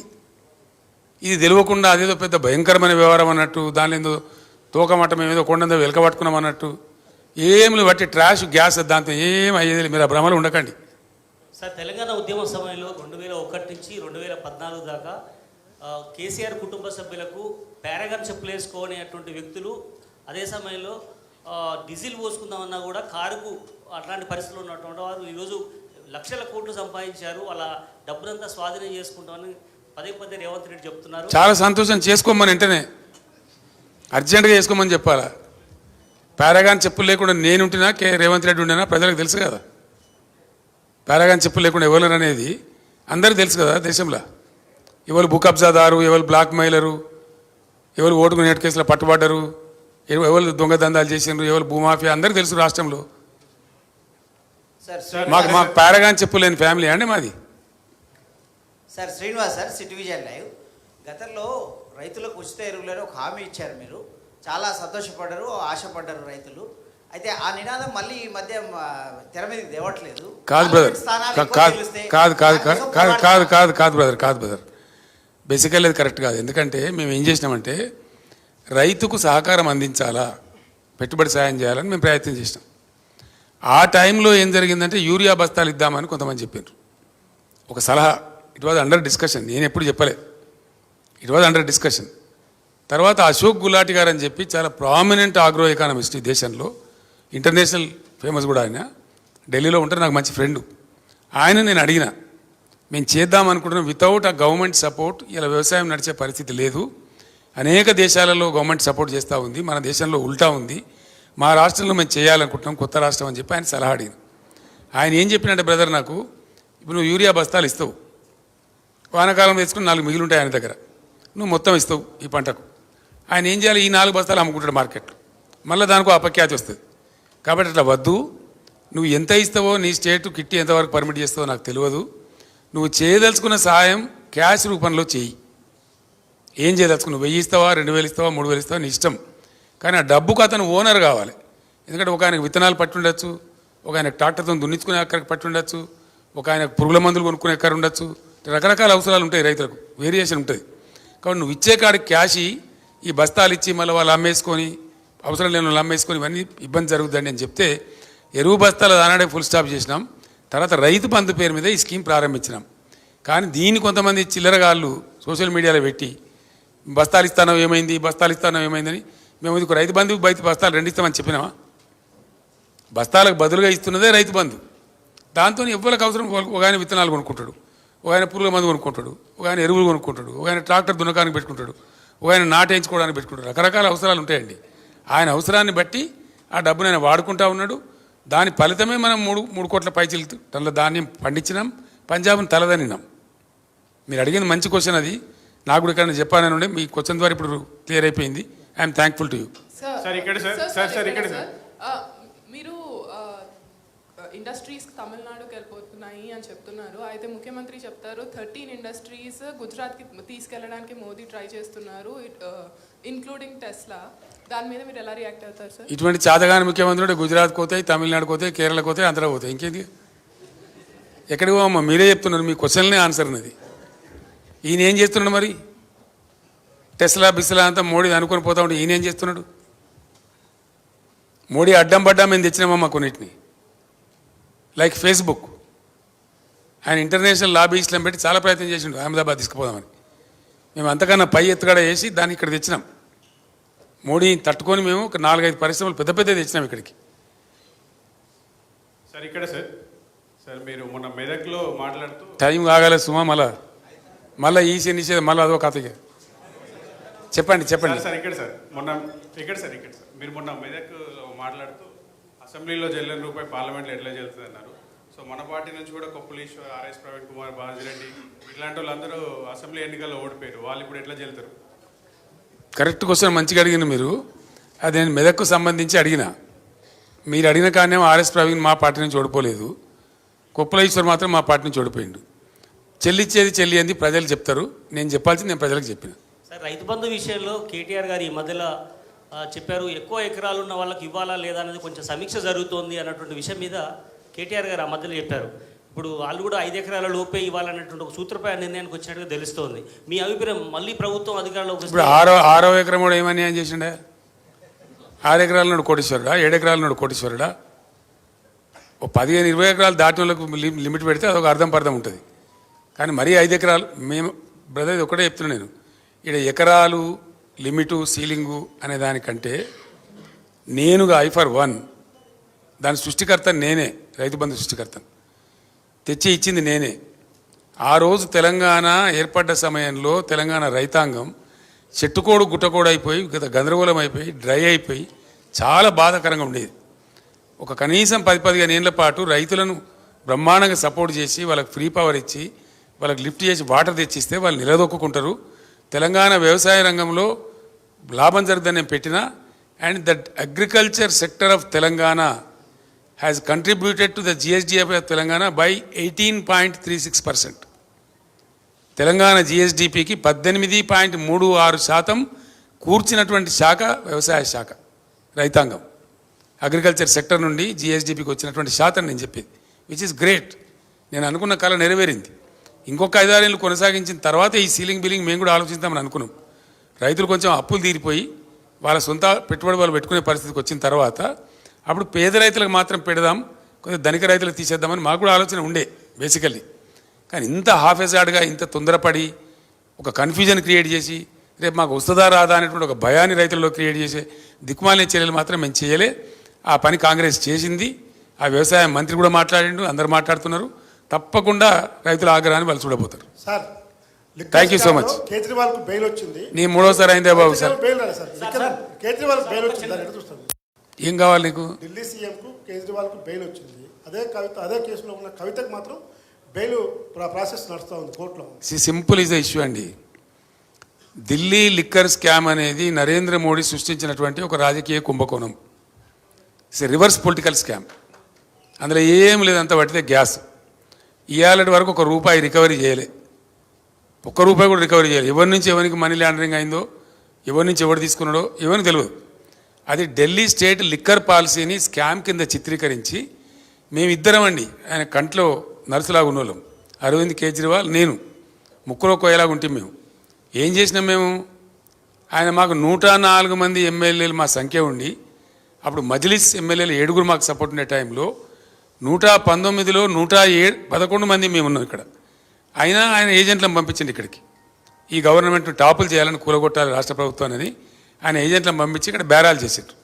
వాళ్ళని పట్టి నిర్బంధించి నేను జైల్లో వేసిన. ఇక్కడ వేయడమే కాదు, ఆ ఏజెంట్లను పంపించిన మూల సూత్రధారి బిఎల్ సంతోష్, ప్రధానమంత్రికి రైట్ హ్యాండు, జాతీయ కార్యదర్శి, ఆయనను పట్టుకరమ్మని చెప్పి ఢిల్లీ సెంట్రల్ బీజేపీ ఆఫీస్ మీదకి మన పోలీసులను పంపించిన నేను. ఆయన పట్టుకరవడానికి పోయిన తెలంగాణ పోలీసులు తప్పించుకున్నాడు ఆయన. అది వాళ్ళ మా మీద కోపం. ఆ కక్ష మనసులో పెట్టుకొని అటు అరవింద్ కేజ్రీవాల్ను ఇటు నన్ను రాజకీయంగా ఒత్తిడి చేయాలని చెప్పి అటు కేజ్రీవాల్ని అరెస్ట్ చేసిండ్రు, ఇటు నా కూతురుని అరెస్ట్ చేసిండ్రు. వాళ్ళు కడిగిన ముత్యాలలాగా బయటకు వస్తారు. అది స్కామ్ లేదు, బట్టిదే ట్రాష్. అది బూమరాంగ్ అవుతా ఉన్నది. ఇలా ఆ అమ్మాయి బతుకమ్మ ఉద్యమం చేసి తెలంగాణ ఉద్యమానికి ఎంతో కంట్రిబ్యూట్ చేసి అమెరికా నుంచి వచ్చి పాపం తన జీవితాన్ని వదులుకొని తెలంగాణ కోసం పనిచేసిన బిడ్డ. అందరికీ తెలుసు, లోకానికి తెలుసు. ఆ అమ్మాయి స్టాండర్డ్ ఏందో, ఆమె ఎట్లా మాట్లాడుతుందో, ఆమె ప్రవర్తన ఏందో మీ అందరికీ కూడా తెలుసు. మీ అందరూ కూడా చాలామంది జర్నలిస్టులు ఆమెతో కలిసి పనిచేసిండ్రు. అటువంటి ఒక నిర్దోషిని పట్టుకపోయి ఒక మహిళను చూడకుండా కేవలం నా కూతురు అనేటువంటి ఒక రాజకీయ కక్షతోని మోడీ అరెస్ట్ చేసిండు. ఏం ఫరక్ పడదు, మేము భయపడము. రాజకీయ కుటుంబం కాబట్టి మేము అన్నీ ఎదుర్కొంటాం. మాకు ఈ జైలు బీలు కొత్త కాదు. We're not worried. ఆమె కడిగిన ముచ్చంలాగా బయటకు వస్తుంది. I have no out of doubt. Thank you so much. Thank you.